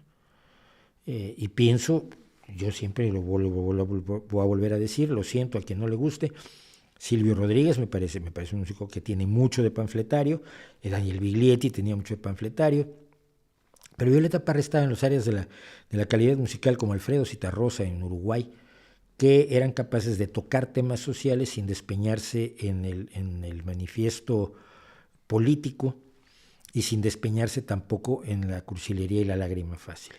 Entonces, pues me han preguntado de estos dos, y de los dos les he contado más o menos lo que pienso, lo que creo, y debería yo estar hablando así, porque si no el micrófono lo toma mal. Estoy desorganizado. Pero si esto no fuera un caos, si este streaming no fuera un caos, y si mi vida no fuera un caos, pues quizás sería menos interesante. Muchas gracias a What About, que me invita a su podcast, La Entrepierna de Dios, un espacio para que los ateos se sientan aceptados. Yo me siento aceptado por todo el mundo, pero si ayudo a que otros ateos se sientan aceptados, que en parte para eso se hizo No por Dios, se escribió No por Dios, encantado de la vida, acepto, nada más dime cuándo y cómo, porque ahorita estoy invitado además a un podcast en República Dominicana, que me da muchísimo gusto, porque hay gente que me conoce, gente que me sigue en República Dominicana, y tengo una amiga, una gran periodista dominicana que es Argénida Romero, me da muchísimo gusto que estén algunos atentos a lo que hago yo por acá.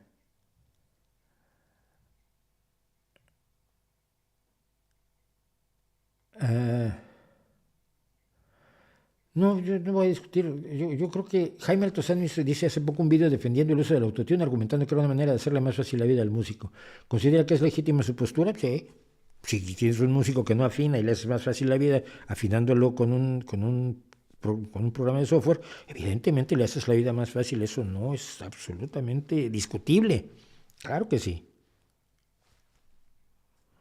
Simple y sencillamente que no me gusta. Personalmente prefiero un músico que pueda cantar en público sin necesidad de eso.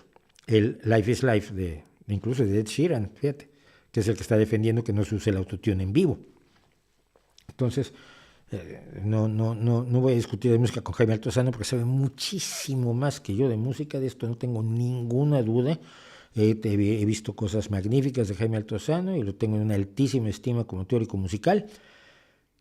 Pero eso no quiere decir que tenga yo que estar de acuerdo con que se utilice el autotune para sustituir el talento y el trabajo que deberían ser la esencia del artista. ¿Por qué? Porque la esencia del artista es la que me transmite a mí. Yo no quiero la perfección del ordenador, quiero la experiencia humana. Y la experiencia humana no es perfecta nunca. Si Van Gogh se hubiera apoyado en fotografías para hacer más realistas sus cipreses, a mí me darían igual los cipreses de Van Gogh. No me emocionarían como me emocionan, porque los cipreses de Van Gogh me emocionan. Si Van Gogh hubiera utilizado recursos de imágenes generadas por ordenador o computadora, de CGI, para que la perspectiva de la casa de los comedores de patatas fuera la correcta y no tuviera esa imperfección de un hombre que por primera vez pinta un grupo de 5 personas y le fallan las perspectivas y las caras son un poco caricaturizadas, no son precisamente humanas, pero están llenas de emoción. Si hubiera hecho en vez de CGI y una fotografía en vez de la pintura que son los comedores de patatas, se habría ahorrado muchísimo trabajo, le habría facilitado la vida enormemente y yo no sentiría absolutamente nada frente a ese cuadro. Y cuando pienso en ese cuadro me dan ganas de llorar. Esa es mi visión de lo que ha dicho Jaime Altozano, a quien, insisto, lo respeto enormemente. Sus conocimientos musicales no los voy a tener yo ni si vuelvo a nacer.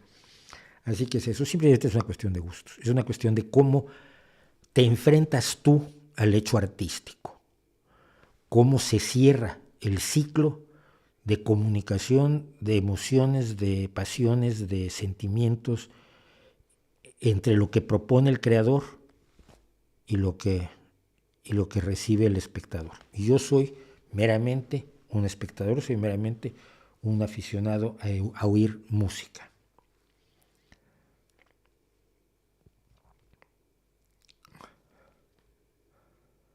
A ver, dice, ¿qué piensas de un artista ateo que en algún momento tiene que hacer arte religioso? ¿Tiene que hacer por hambre? Pues que lo haga, pero siempre hay que tratar de evitarlo, ¿no? Yo lo diría. ¿El holodomor es causa del lisencoísmo? No, aunque ya estaba presente el lisenco, no, el holodomor es fundamentalmente porque le quitan, le decomisan todo el grano a toda Ucrania para exportarlo, para financiar la industrialización acelerada con la que Stalin quería alcanzar a los Estados Unidos y al Reino Unido en cuanto a su capacidad de producción industrial. Tiene más relación, curiosamente, el lisencoísmo con el gran salto adelante de Mao. Pasó exactamente lo mismo. Se hizo un intento de potenciar la agricultura al mismo tiempo que se potenciaba el desarrollo industrial en China. Esto algún día lo tengo que contar en un video detallado en los videos temáticos, pero la idea de Mao fue potenciar la producción agrícola y con el resultado de esa producción agrícola fomentar la producción industrial de China y hacer que China superara en un gran salto hacia adelante a Estados Unidos y al Reino Unido en cuanto a su producción industrial. Y entonces hizo varias cosas terriblemente equivocadas. La primera fue buscar el exterminio de las 4 plagas. Las 4 plagas una de las 4 plagas eran los gorriones. Pero los gorriones se comían la semilla de los campos. Cuando tú siembras, luego venían los gorriones, se comían parte de la semilla. Entonces había que matar a los gorriones. Y se mataron toneladas de gorriones. Aquí fue una masacre de gorriones aterradora. Puedes ver fotografías de carruajes llenos de cuerpecitos de gorriones. Y solo hubo un famoso biólogo chino, casi le costó la vida esto, que dijo, pero esto es una barbaridad, ¿no ves que se comen a las plagas? Un hombre que sabía de ecología, ¿no? Pero la realidad es que al matar a los gorriones, efectivamente lo que pasó es que en el siguiente ciclo agrícola, fue, si mal no recuerdo, en el 61, 62, las plagas arrasaron, pues no tenían enemigo natural porque se habían matado a todos los gorriones. Entonces se perdieron grandes cantidades de cosechas por la muerte de los gorriones y luego por plantar los cultivos más cerca unos de otros. Los campesinos saben, tú arrojas semilla, no arrojas la semilla a la distancia a la que va a ir cada planta, pero luego quitas las plantas que sobran para dejar un espacio entre cada planta, entre cada planta de trigo, entre cada planta cada caña de maíz, entre cada planta de arroz, dejas un espacio, porque es el espacio que se sabe después de los años que tienen los agricultores haciéndolo, que es el que necesitan para sobrevivir. Y Lysenko proponía que se plantara mucho más cerca porque no iba a haber problema, porque las especies no competían entre sí. Tenía la idea de que las especies vegetales solo competían con otras especies, no competían entre sí los individuos. Entonces lo que se hizo fue plantar más cerca y más profundamente y el resultado fue que esto redujo enormemente la productividad.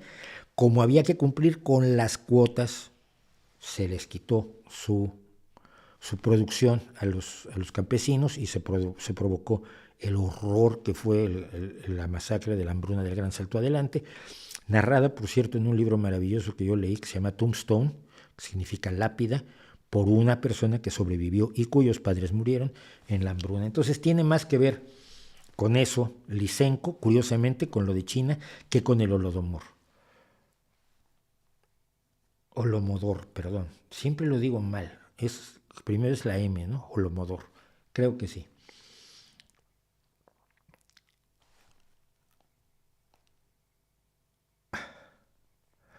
Bueno, saludos desde Cambridge. Mira, nos están saludando desde Cambridge. Saludos allá a toda la gente inteligente.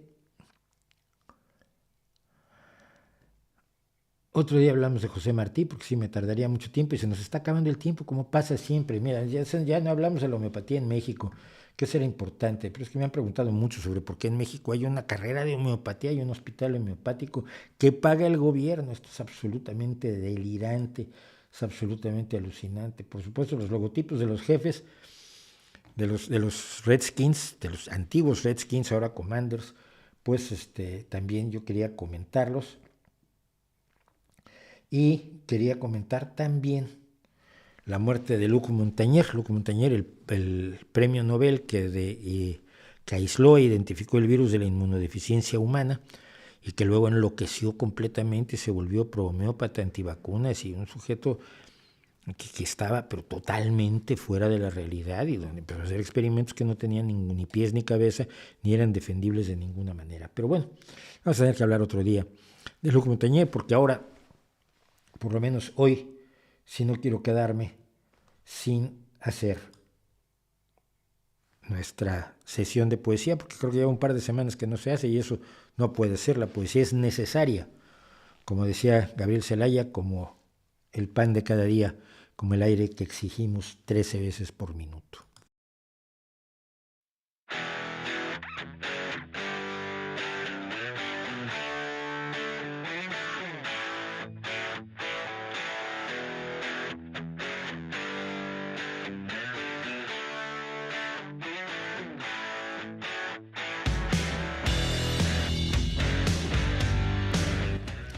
Bueno, nos acompaña este señor cuya luenga cabellera es absolutamente envidiable. Me la volvería a dejar así, pero el mantenimiento que exige me provoca en este momento una pereza enorme, porque así traje el pelo durante la mayor parte de mi existencia y de mi decurso por esta tierra. Este señor es Rafael Alberti y es uno de los grandes poetas españoles del siglo XX, además de ser un militante político relevantísimo como comunista, que llegó a ser en el primer parlamento de la democracia española, diputado a las Cortes, junto con la pasionaria, por cierto, dando el paso a una nueva España muy distinta, aquella en la que simplemente pensar lo que pensaba Alberti era cuestionable, criticable y probablemente delictivo y causante de cárcel, tortura y a veces muerte. Pero Rafael Alberti es un gran poeta y quisiera yo leer 3 cositas rápidas de él para terminar el día de hoy. Y la primera es a alguien a quien conoció y a quien quiso y quien fue asesinado precisamente por la barbarie durante la Guerra Civil Española, y que es un poeta por cuya obra ya pasamos aquí en nuestras sesiones de poesía, Federico García Lorca. Sal tú, bebiendo campos y ciudades, en largo ciervo de agua convertido, hacia el mar de las albas claridades del martín pescador mecido nido. Que yo saldré a esperarte amortecido, hecho junco a las altas soledades, herido por el aire y requerido por tu voz, sola entre las tempestades. Deja que escriba, débil junco frío, mi nombre en esas aguas corredoras que el viento llama solitario río.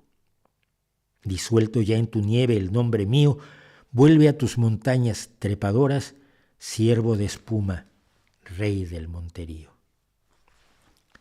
No es necesario ni hablar del asesinato, ni hablar de la muerte para hacerle un homenaje a alguien que fue tan relevante en vida y sigue siéndolo después, como Federico García Lorca.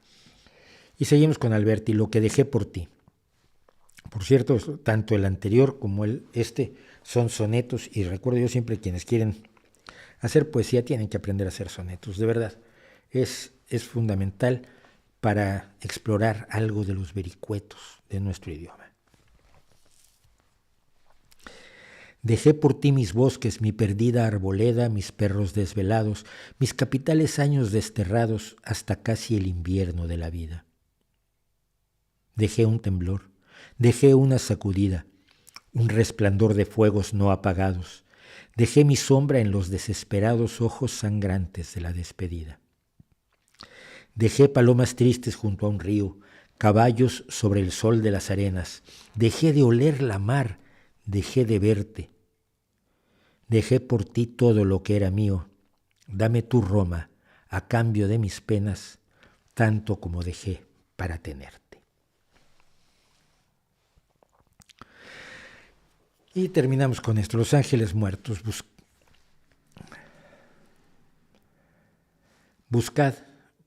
Buscadlos, en el insomnio de las cañerías olvidadas, en los cauces interrumpidos por el silencio de las basuras, no lejos de los charcos incapaces de guardar una nube, unos ojos perdidos, una sortija rota o una estrella pisoteada. Porque yo los he visto en esos escombros momentáneos que aparecen en las neblinas, porque yo los he tocado en el destierro de un ladrillo difunto, venido de a la nada desde una torre o un carro. Nunca más allá de las chimeneas que se derrumban, ni de esas hojas tenaces que se estampan en los zapatos, en todo esto. Más en esas astillas vagabundas que se consumen sin fuego, en esas ausencias hundidas que sufren los muebles desvencijados. No a mucha distancia de los nombres y signos que se enfrían en las paredes. Buscadlos debajo de la gota de cera que sepulta la palabra de un libro, o la firma de uno de esos rincones de cartas que trae rodando el polvo. Cerca del casco perdido de una botella, de una suela extraviada en la nieve, de una navaja de afeitar, abandonada al borde de un precipicio.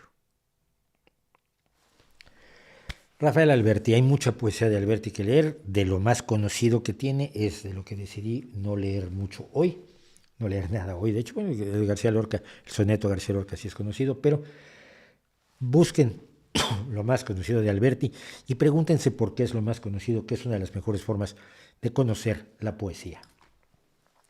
Si tienen opiniones, si quieren que comente alguna canción en particular, en nuestra nueva serie, pues estoy enloquecido, en nuestra nueva serie que es Ahora Música, pues por favor díganmelo, díganmelo en un correo electrónico en rvdsqs@gmail.com o díganmelo a través de Twitter o díganmelo aquí mismo en el chat, aunque este chat, a ver cómo lo rescatamos porque...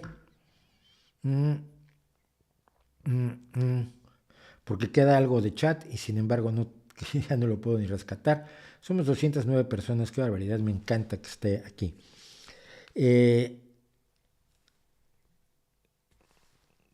Vamos a empezar esta nueva serie a ver cómo nos va con ella.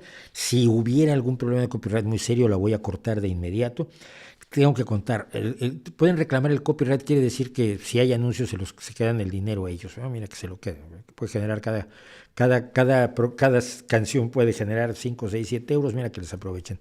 Espero que con nuestros Patreons y nuestras suscripciones y nuestro impulso en YouTube pues ayude a subsanar eso. Pero pueden hacerte lo que se llama un strike de copyright y eso sí es muy grave porque cuando tienes 3 en un año te cierran todos tus canales y no puedes volver a abrir un canal nunca más en YouTube, lo cual sí es grave.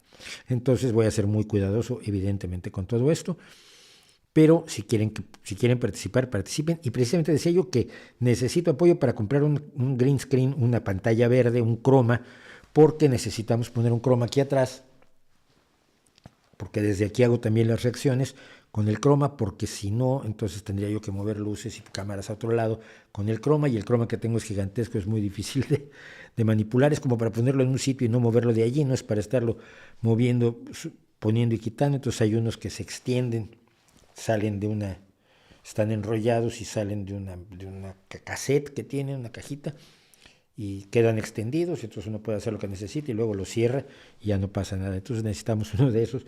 Si alguien lo quiere donar, por supuesto, también se agradecerá muchísimo la donación. Esto es En Vivo y con Todo. Esto es El Rey va desnudo y sus distintas series y sus distintas locuras por todos lados. Muchísimas gracias por acompañarnos, muchísimas gracias por estar con nosotros. Sigan viendo El Rey va desnudo, sigan recomendando El Rey va desnudo, sigan comentando con otras personas lo que se dice aquí, porque igual le puede servir a otras personas por lo menos escuchar mis desvaríos y decidir que estoy equivocado, pero informarse de por qué lo que yo digo es un error y no solamente pensarlo. Muchísimas gracias a todos y como suelo decir, y como digo que me lo robé de otro lado, pero sigue siendo válido, ahí les dejo mi reputación para que la hagan pedazos.